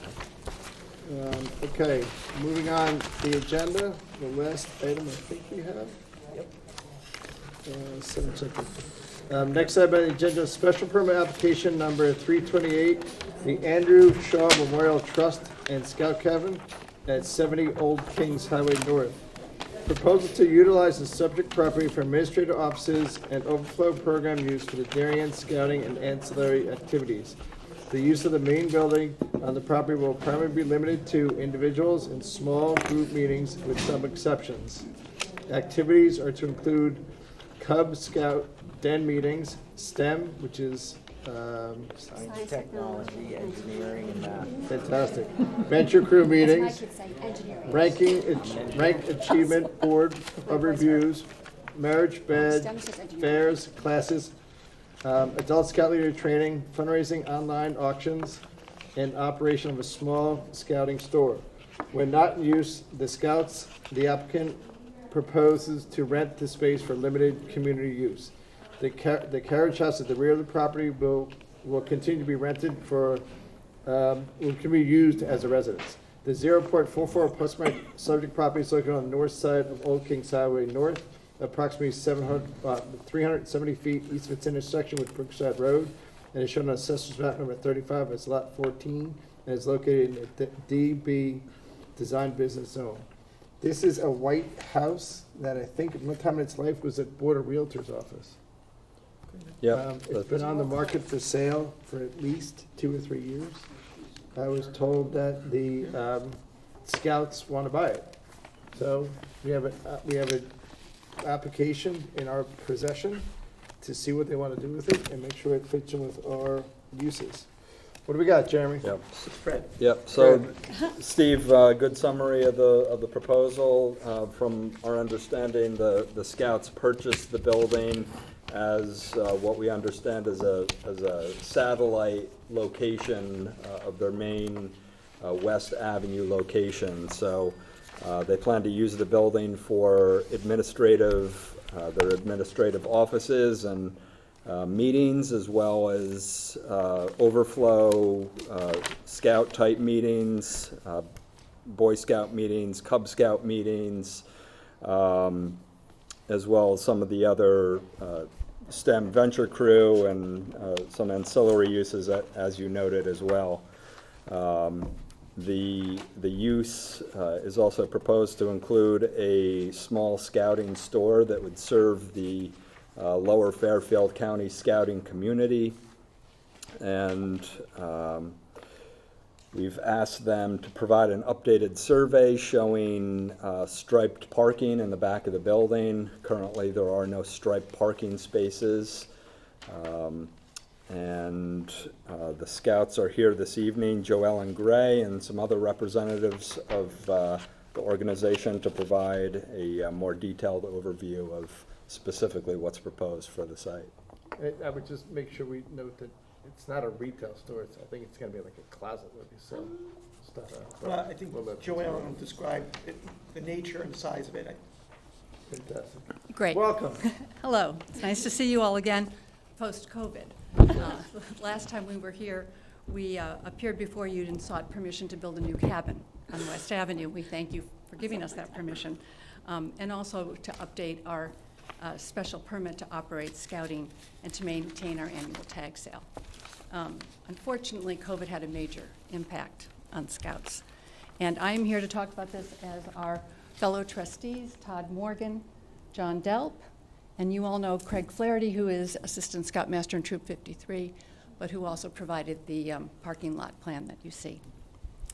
So the impact of COVID, the constraints on large public gatherings forced us to rethink our fundraising activity, and we transitioned away from our one-day mega tag sale to online auctions to be able to fund our programs. However, the need for our space, meeting space, did not go away, but our expectations for building a new cabin were diminished due to rising material and labor costs. As a result, we purchased 70 Old Kings Highway North to meet our needs for administrative space and small group meeting spaces. There are 8 small rooms in that building, and that constrains our use of the space. How do we plan to use Old Kings Highway North? We continue to use the building for office use. It houses the offices of the Andrew Shaw Memorial Trust, where we conduct our administrative and fundraising activity. It also holds small group adult meetings and personnel training. We will continue to have a tenant in the carriage house at the rear of the property. We seek a special permit to support overflow needs for the Darien Scouts program. This will be used for, again, small group meetings with Scouts. For example, the STEM Venture Crew, an occasional Cub Scout meeting, merit badge classes, which are typically 8 to 10 children for 2 hours, and Scout interviews for rank advancement. Most commonly, the size of these meetings is under 10 people.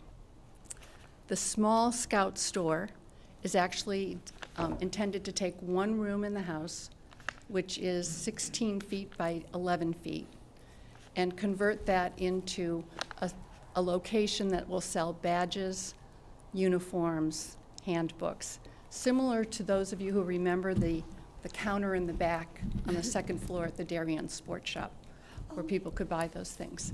Today, members of our district council are supposed to drive to Milford to buy those things. As a result, they actually go to Greenwich and pay for them and support a different council. So our intention would be to try this as a limited satellite store. No one knows exactly how that will work, but it's an experiment. We don't anticipate a lot of traffic. Typically, the Milford store sees somewhere between 3 and 6 people an hour in the store. So we think that we'll possibly be 2 to 3 people an hour if traffic holds up. In addition to these scouting purposes, we seek permission to rent unused space for limited use by community groups. For example, we've been approached by a preschool music program to hold 45-minute classes during the day a few times a week. And Overeaters Anonymous is interested in holding a weekly 1-hour meeting on site at lunchtime. Very occasionally, we will hold larger meetings. For example, a board of directors meeting for the Andrew Shaw Memorial Trust, and a meeting of the Powhatan District Council, which is the Scouting Leadership Group. These meetings will require use of the town-owned parking in front of the Congregational Church, and possibly the lot of the Congregational Church. As good neighbors, we've arranged to coordinate these dates with the Congregational Church and to change our meeting dates when a conflict arises. we're happy to answer any questions you may have. Fantastic. Chairman, before we get too much further, this, like I said, used to be the Board of Realtors office? Yes, and since then, it was, George, you had mentioned it used to be an insurance company. I think it was most recently Mr. Lewis had some kind of financial business in there, but it was an office use. It was office use. It was Cedar Management. Yep. Jim Lewis actually owned and operated 5 McDonald's in Manhattan, including Times Square, and did it from that location. So in terms of having meetings there, I bet you the Board of Realtors and other people have meetings there for decades. I don't know. Mr. Lewis, as Joellen mentioned, was not a lot of people in the building, pretty innocuous. Before that, it was, as I said, my recollection, an insurance company. I think George is right. Before that, other people would be better able to speak to that question. I don't know. Okay. I mean, at the end of the day, I think it's a great use of the building, but I want to pass it on to the commission. Let me start on this side first with Jim Rand. Any questions for Joe? No, I don't. I think it's a great use. This is a substantial intensity of use, and I don't like having to bring this up, but this is a substantial intensity of use. And I don't know if the parking supports it, and it is, I am by that intersection every day. It is not an easy intersection. And I worry that there's not a lot of details here about, and maybe someone else will speak to them, about how parking and traffic will be managed, but this seems like, and I think it's a great substantial additional intensity of use of the property, because I think it probably is too sleepy and underused right now. But I think we just have to address it. And I think you guys, this is really thoughtful and really planned out, and I think great new energy and great new use of the property. But I just want to make sure that that it's acknowledged that this is significant increased intensity. So let me address that. I don't actually think it is Okay. that much I more, mean, more intense. It's pretty sleepy right now. In comparison, I mean, for example, It's Jim vacant. Lewis had. That's why It's it's vacant sleepy. now, so like this is intense. So Jim Lewis had 8 people working in the building at all times. So Okay. we do not have a permanent staff. So when the building is used, it's used by a few volunteers who come to work on the fundraising activities or the administrative Until work. there's Lunch Eaters Anonymous, until there's other meetings, until there's the moms and the kids with the music class, until there's the other meetings, until there's this. So I actually like all that stuff, but we just have to plan for it. I completely And acknowledge understand you. it. So when we laid out a typical schedule for the week, we looked at the morning and the afternoon and the evening, and talked about the number of parking spaces. So for example, there will be 1 parking space used by the tenant. There will be 1 parking So no space. guests. Pardon? He can't have guests or she can't have guests. And a guest, but during a workday, I don't think that typically happens. Then there's a parking space used by the 1 staff person for the store. Those are the only committed everyday uses. When volunteers come, they're scheduled in for appropriate times. If there is a class scheduled, the class is limited by the number of parking spaces available. Those times will also be coordinated with the nursery school. So for Is that all in example, here? that's the intention. We honestly want to be very good neighbors. But that has to be. Okay. Most of our scouting activity is in the evening and on weekends. And, But it's in here. yes, you see that. Yeah. Yeah, So if it's in here, it's in here. yeah. Okay. Okay. Adam, any questions? No, we don't have anyone from the church to speak to the coordination, do we? I didn't see like a letter. They're here, so they'll speak after. Okay, okay, perfect. As long as they're okay with it, because, I mean, the only thing I noticed was, on your chart on the last page, excuse me, when you have the STEM venture crew, it looks like you'll be over capacity on parking as well. especially if 1 or 2 is reserved for the carriage house in the back. But it doesn't look like you're coordinating that with the church, just that one. The STEM, well, 2 things on the STEM Venture Crew. The STEM Venture Crew, at this point, is actually not operational. It needs to be built. And typically, it is teenagers, and not all of them drive. They're dropped off by their parents. So that was... Okay. Jeff Ball? Just for the record, he was a former chief of the Y Guys and Princesses, so he knows about this stuff. Okay, good. He was the head chief. Not the same. Yeah. Where's this 2-car garage? And is that an entrance off of this driveway, or is it a Yes, separate? it's on the driveway. So that 2-car garage falls into slot 6 and 7? Where the tenant could keep his car during the day if he really needed to. How do you get into that? I guess my question is, how do you get into that garage? In the parking lot, there's entrance. Through one of those? I'm just Spots. trying to figure out. So like, if I wanted to get into this garage, I've got to go through parking space 6 or 7 to park my car in there? So then if someone parks in 7 and I want to get my car out, I've got to ask that person that's parked in 7 to move? That's right. Is the garage where the carriage house is? So there's the carriage house, and next to the carriage house is the garage, and next to the garage is the shed. Okay. Would Craig Flaherty like to just go over his parking plan for us? Yes, perfect.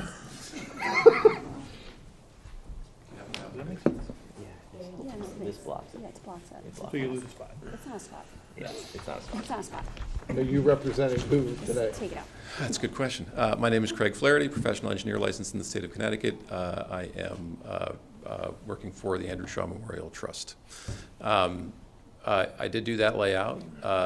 It does call for tandem spaces in front of the garage, so you're right, there would need to be coordination over use of those spaces.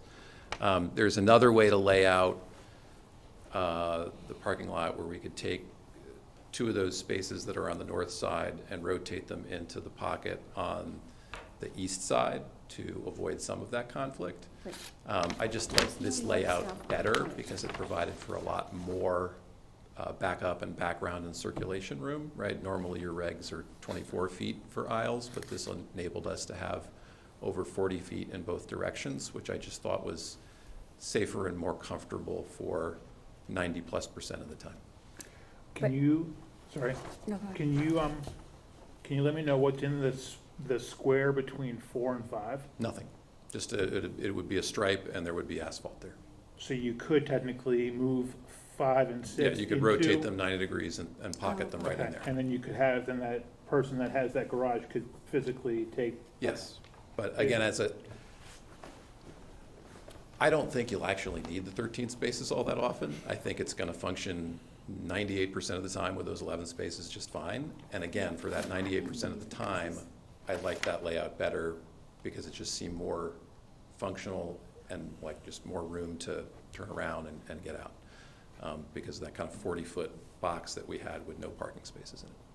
So just to make sure we're on the same page, the carriage house apartment is in what building? The building in the back on the north. So it says, where it says frame building, 70-4? Yes. Okay. And the front door to that guy's apartment is? There's a walk on the east side there. You can just see it in front of the building. So It's got to say roofed entry. Does his lease allow this? Yeah. So that's why there's no parking spot there. Yeah, exactly. The doors are right here. Okay, so this is the guy's apartment? Yeah. And that's just a garage? That's correct. So to your point, Jeff, Yep. we could take 5 and 6, rotate them into there. 7 would move over, would crowd that entrance a little bit, and then 7's in kind of a weird location as these guys are backing out. So anyway, this is why this ended up as the reverse thing. Wait, where does 7 move? If you rotate 5 and 6, where does 7 go?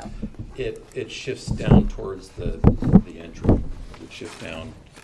It would shift down in this direction a little bit. So it would shift down in that direction, which I didn't love. Does the tenant's lease allow for his parking, his garage to be essentially not really accessible? Well, again, it's when, right? And how, It's not, and for I mean, how a long. lease is a lease. Yeah, I don't know what the lease says. Yeah, we don't read leases. I know, but we can't, They're we can't welcome. approve something. We're also not suggesting that we need all 13 spaces, right? We're pretty comfortable operating with the 11. Okay. How many are out front? How many spots can 11. you park? How many cars can you park on Old Kings Highway North in front of the building? Okay, yeah, so as you're kind of using the driveway in front of the church, Right. there's the 9 parking spaces right in front of the nursery school. Those are in the town right away and technically public spaces. And then there's maybe 4 parallel spaces on the stem of Old Kings Highway North in front of the church. So those are technically public, but again, we don't think we need those except for the very occasional larger meeting, which we would coordinate with them. Fantastic. Okay. On that topic, if I may, Go, sure. just, I'm wondering why, when you otherwise use the church's parking and the town parking area there, why wouldn't you have a big meeting like that in the existing Well, no, I think most of cabin? our big meetings will be in the existing cabin. Okay, so why are you planning on other? This is called overflow. Yeah, I mean, there's certain types of meetings that we might want in this nicer space, like the board of directors meeting for the trust, you know. And if the church doesn't have anything going on that night, I don't see a problem with it. So this is just like, How many additional spaces do you think you would get from the church and the town lawn? Well, again, in the town right-of-way, there's another 13 or 14 spaces. And then there's a ton of parking between 2 lots at the church, Right. but that's up to them. Yeah, I'm just thinking that would be a lot of cars if you were using those facilities. And Yeah. that's, you know, a lot of traffic, and the cabin seems like the logical place to park all those cars. Yeah, I mean, well, the way I think about it, I heard your questions about intensification, but, you know, this is a location where the church and the nursery school operate comfortably, and nursery school's operating during the day, church has plenty of meetings in the evenings. To my knowledge, it's never really been a problem. I don't think ours scale at all close to those in terms of intensity. but you're not the church, right? Like, I think you're comparing yourself to the intensity of use of the church. And the church is already operating at that level, right? And they are permitted to operate at that level, and they're not an issue here. And we're asking to be permitted to operate at our level. But this is a building and property that is currently pretty much vacant. And so the special permit doesn't speak to how the church operates. It speaks to how this property and the change in use of this property. Sure. So, right, So you're what are- conflating. Okay, let's separate them back out. Yeah, I mean, it's a For different the property. uses that we have described for this property, Yeah. which I think are modest, you know, what specific concern do you have about the use and how that intensity might change things? I think, okay. I'll leave it at that. You're addressing it. You're the applicant. I'm not. Yeah. You're supposed to talk to us So about the we've given intensity. you a very detailed list of everything that we're proposing and how we're proposing to manage it Yep. on site. Okay, let's go over just the last page. Did Joel do this, or did Greg do that? Let's just go over this for 2 minutes. Do you mind? Then we'll open it up to the public, unless you had anybody else that you want to intend to speak. And we did this with a view to the future where everything would be operational and working. And I think, isn't something like this similar for the Scout cabin? Yes. Yeah, I thought so. You use the same template? I'm sorry, what? Use the same template? No, Excel, but many of us know how to use that. There you go. I cover my last Excel every time.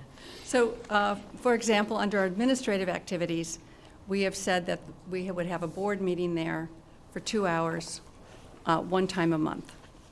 And in that, there's probably 28 to 32 cars, of which 10 would be parking on site. There would be 10 parking along Old Kings Highway North, and there would be 8 to 12 in the church lot. And That's FFC law. right. Right And I behind. also like to point out, when I identified it as once a month, the reality is that since COVID has taken place, all of our meetings are currently online, and they have not yet happened. Back in the game. But someday they may happen, and that's why it's on this list. And then going through here, these are just different committee meetings that take place. And you can see that the number of cars tied to each of those committees is roughly 4 to 5, all of which can be accommodated on site. Great. When you get to programming, we think that there's probably 3 den meetings a month that may take place. They last for about an hour. Typically, it's 2 to 3 parents who are there, and the kids get dropped off. These are little kids, they're like, 5-year-olds. that's all. Yeah. So what happens, so when those people are dropped off, right, those kids are dropped off, right? Yeah. They're just, what's the age of a den meeting child? So Cub Scouts ranges from age 5 to 11, and there's typically 2 to 3 parents at a meeting. The parent who drops a child off actually gives their child to an adult, a parent, who then runs the den meeting So there. that car technically has to pull into the parking lot and They then pull turn in the around, is that parking lot. correct? And then, okay, I just, And all of the entrances in the back, so they pull into Right, the no, parking lot and they I come know in, the so law. it's pretty safe. And we have a large, what they call, Jim Lewis, when he built it, he called it the training room upstairs, where he would train some of his employees. That's the room that the kids would use. Okay. The STEM Venture Crew, that right now is being built as a group. We think that there will be 10 to 14 cars, estimating the size of that group, but we don't really know at this point. It is a high school co-ed program. Parents drop their kids off, some of them may drive. Merit badge fairs. Merit badge fairs actually happen about 4 times a year, and at that time we offer individual classes, maybe emergency preparedness, first aid training. Typically it's 6 to 10 kids with an adult in a classroom. Among the 8 rooms that we have there, we set these up as separate classrooms. Again, the parents drop the children off, and then there is the parking required for the instructor of the class. Okay. Interviews. For example, we're doing an Eagle rank interview this evening. It's basically 6 adults and 1 child, 1 scout who's there. Teenager, 18 usually, at the last minute. I know Lindsay. Is Lindsay your newest Yes. Eagle Scout? Yeah. I That's taught her Lindsay. softball. Oh, good. Is she gonna marry She's me? good at it. Yeah, she was great first baseman. Adult training. So the district occasionally does adult training, and there they anticipate 25 to 30 people. Sometimes it's less, it's 15. 30 is the outside. Again, they would use our training room upstairs. They schedule that in the evenings or a Saturday afternoon, and that is one that we would coordinate with the church. And then the Scout store.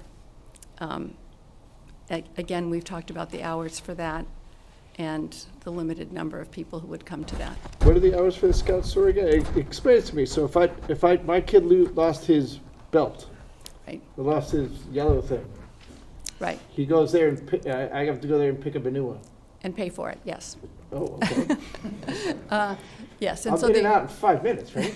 so we are waiting for your permission before we actually finalize the details with the council. But initially, we were thinking that the store would be open from 10 a.m. to 6 p.m., Monday through Friday, and then on Saturdays from 9 to 3, I think they were You're gonna saying. get that many customers? Really? Honestly, we have no idea. And so we probably will cut back on hours. It may only end up being open at lunchtime and dinner time. You know, we don't know, Okay. because we just don't know what the traffic will be. And then, not to go too far down the road, but the district we're talking about, right, I live in Darien. For me to go up to Milford, that's like a 15-minute drive. Right. To pick up this scarf. Right. So my guess now is I'd that have our to go to service Milford? area will be people who live in Darien, Stamford, Norwalk, and New Canaan. Okay.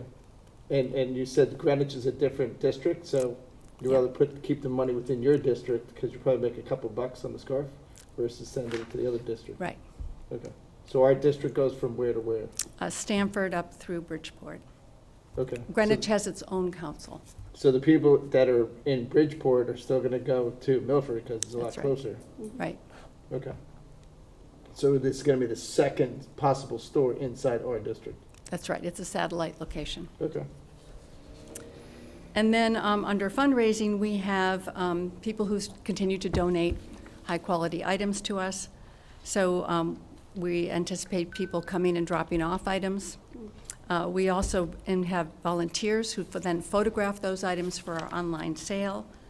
We have volunteers who come to set up those items for pickup, and then we have pickup. So for example, we run an auction, and then we have pickups on Friday afternoons, and on Saturday mornings, people come into the driveway, they literally stay 5 minutes, grab their items and leave. They've already paid for them online, so there's no transactions taking place. So, and like, if I gave you my old lawnmower, you'd stick that in the garage? I would temporarily stick it in the garage, I'd photograph it, we would put it online for auction, and within a week, someone would buy it and come and pick it up. Okay. So that's what your storage of these large items are in the two-car garage? And in the building itself. Okay. Don't put my lawnmower in you. No.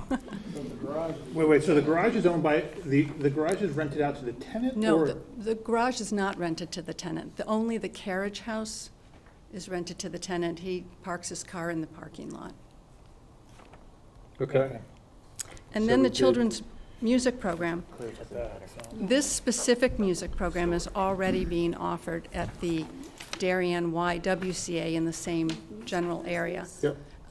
They don't have an outdoor space that's removed from the road. So if you drive by during their class, those kids and parents are literally sitting along Old Kings Highway. And the parents have begun to complain about the traffic and the noise. And so they approached us and said, could we use your backyard or your training room upstairs for our music program? And so we said, oh, yes, you can if we have permission from planning and zoning, so we wanted to ask for that permission. Oh, wait, just Okay. clarify, so this is not additional music classes, this is alleviating already existing programming and already coming to the area families. Right, they're at the Okay. they're at the YWCA right now. So you're not, I think that's an important distinction, right? So you're basically allowing and alleviating that intensity on that property by allowing it on your property, and so you're including it in your special permit application, and it's adding to your intensity, but in fact, it's really not adding to intensity of the area. That's 'cause right. It's already existing. That's right. Thank you. They're And stealing it's, the and by tenant, the way, it's Stealing, they're just, they're moving down the street. just alleviating already existing intensity. and making it safer, because the kids Yeah. are gonna be in the backyard, not along the street. No, thank you. And then, I didn't, at the time, Overeaters Anonymous came up to us later. They have a few people that they'd like to have in-person meetings with. They're looking for a location in town that would be inexpensive. And so we would like to include that as a lunchtime meeting, if appropriate. Sounds all good. Okay. Thank you. Any other questions from commissioners? We're good. Would anybody in the general public like to speak to this application? Please come forward. Thank you.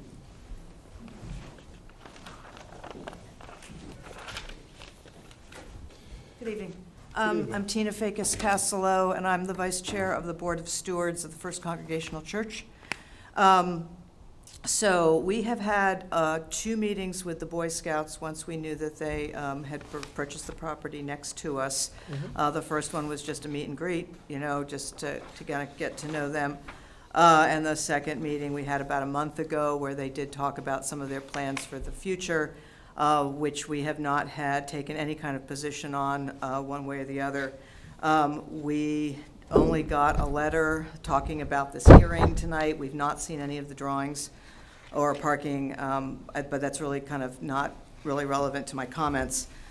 We do have some concerns about, first of all, the overlap of the spaces regarding or related to the nursery school. We do recognize that the 9 spaces in front of the nursery school are public, as are the 4 that are parallel to our sidewalk.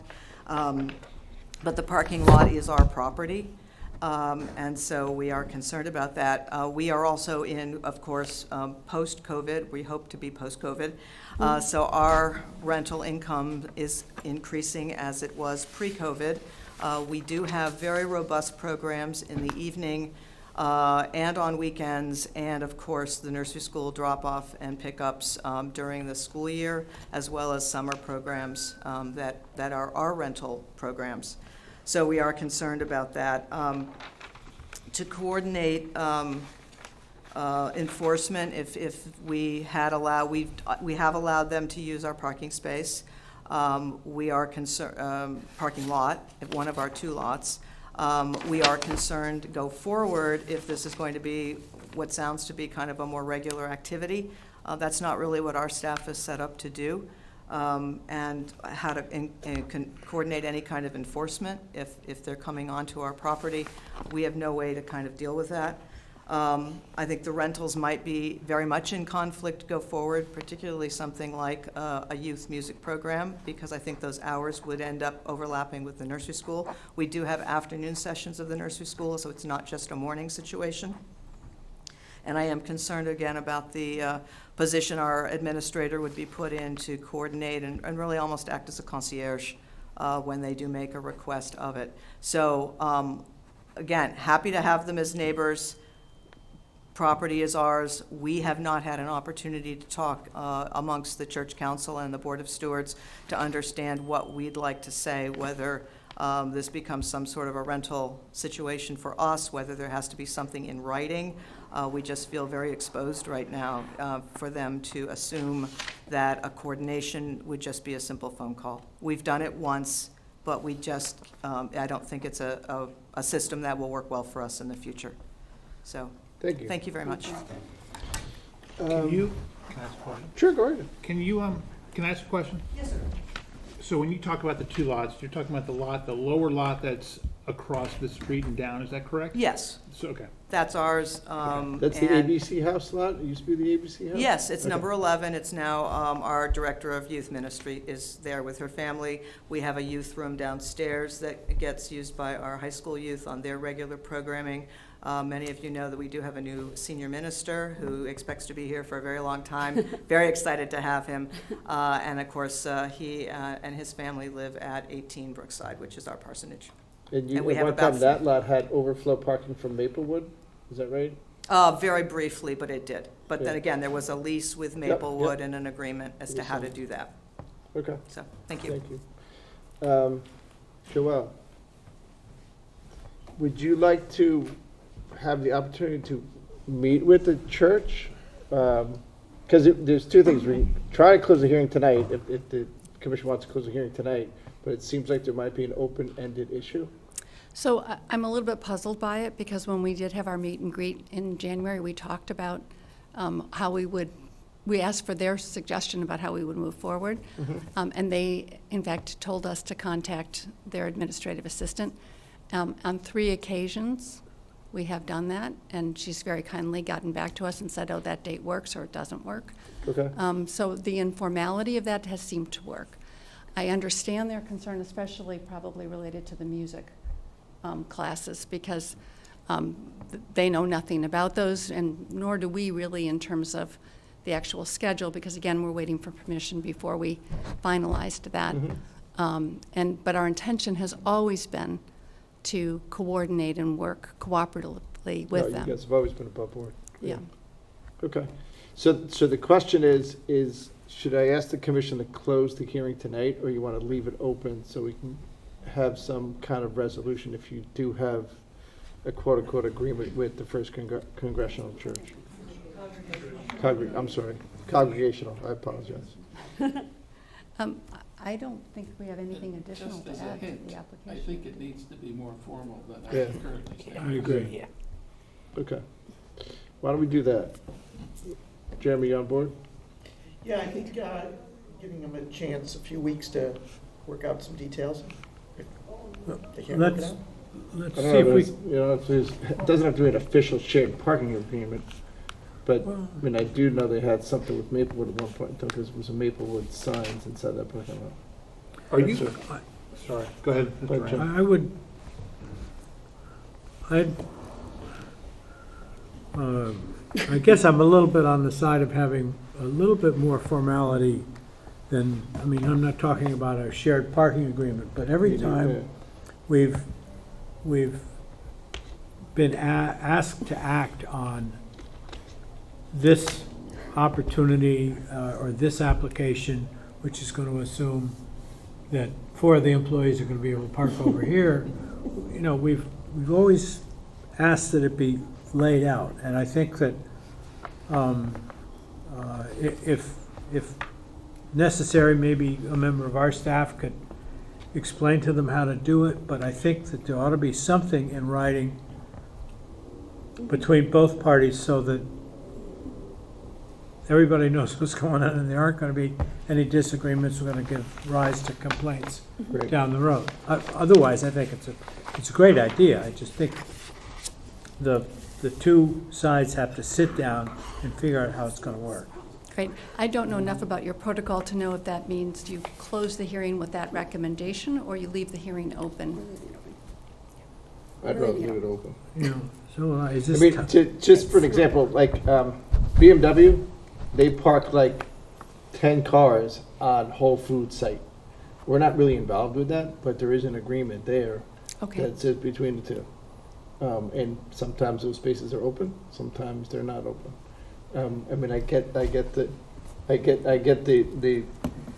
question that, you know, they don't want to have a party at the same time you're having a party. You know, that might be a conflict. But Right. we don't need, at this point, we don't need to get deep into the weeds on the exact day you're gonna have the exact thing. This is something that's brand new. Great. Let me just go to the public again for somebody else. Yes, please.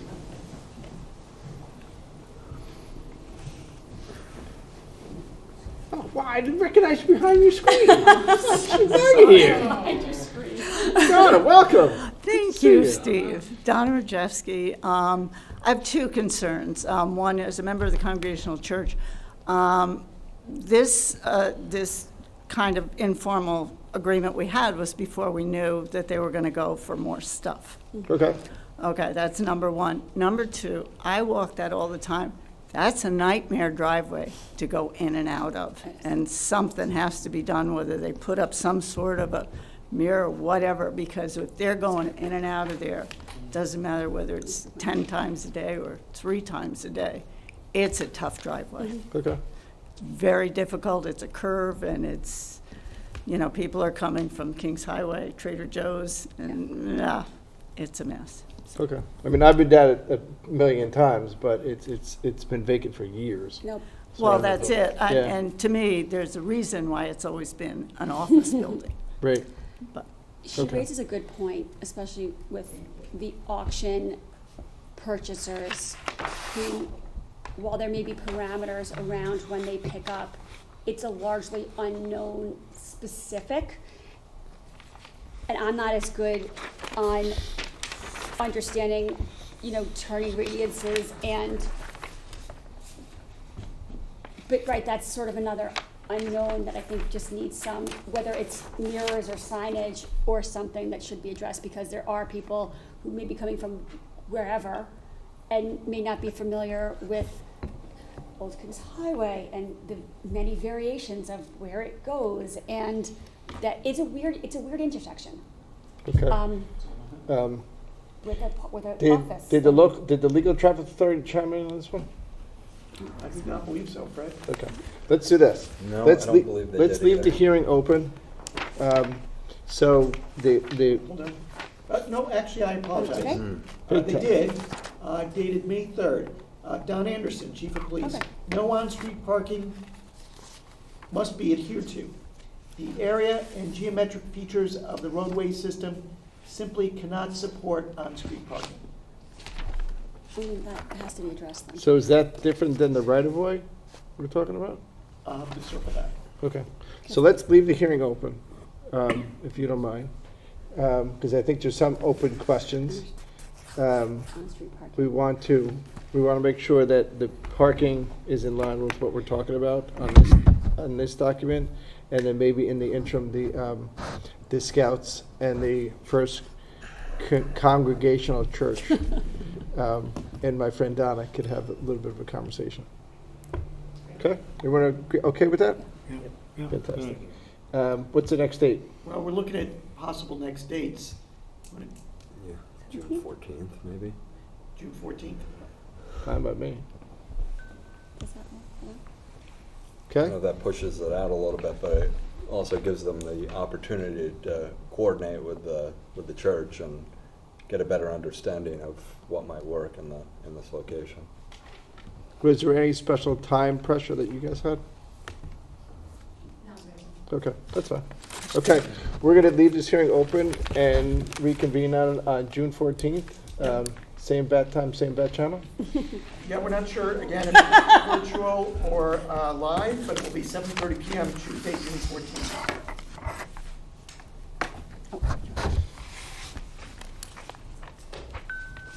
You asked if there was any special time consideration. The only one that I'm aware of is that the music program wants to begin advertising their summer session. And I think there was some constraint around that timing for them because they obviously have to identify the location for that. That happens all the time. That happened 2 years ago when they were going to the historic building, historical society with the same problem. And they I thought, don't know, I don't know if I can help you. Okay, all right. I mean, they Yeah. currently have a spot, right? Yeah, At the YWCA, that's right. right. Right. Somebody, it was a nursery school at Make modern. the other, at like what was it, the historical building, and they Oh, wanted to but- move there. So you've got how many, Craig, you've got how many spots in? 11? Correct. And then there's eight spots in front of where the drop-off is, that is public space? So No, technically it covers theirs? No, 9, actually. wait, No, so in front where the daycare center, I'm sorry, I'm not, that's the there- churches. no, it's not. It's public parking. Okay. So, no, I'm not trying to get to. No, yeah. I'm just saying that if we wanted to, I'm not saying that it's right or wrong, but if there's 11 spots in here, 10 spots with handicap, and there's another 9 there, if it's 12 to 13 cars, technically, they could. But we haven't Right. approved the use. We haven't. No, I understand that, I'm just throwing it out there. Yeah, okay. All right. Thank you Sorry very about much. that. It's okay. We'll leave the hearing up until June 14th 14th, in this room. 7:30 PM, possibly in this room. Yeah, okay, possibly. All right, thank you. Next item on the agenda, any other business, 2/3 vote of the commission? Anything special? Nothing? You might get out of here before 9:45. Wow. Right? Ever happened? That's fine. The only thing I want to let you guys know is I have this OPC meeting tomorrow morning at 9 o'clock. If there's anything you want to ask, no question, shoot me a text and I'll bring it up. Okay? Can I ask one question about meetings? Yep. So we are the 17th, Yep, right? special meeting next week. And then the 24th. Is there anything on the 31st? No. Okay. Memorial Day? Memorial Day weekend, right? After- That's Yeah. Tuesday, right? Yeah, Tuesday. Day after Memorial Day, we Okay, try that's to fine. stay away from that. Understood. But rest assured, the next few meetings will be busy. We're going to add a meeting in June, sadly, to keep up with the workload. These guys are busy. All right, with that said, enter the motion to close. Kara Gately gets the motion. He gets a second. Jim Rand's always on a second. All in favor? Thank you, everybody. Good job.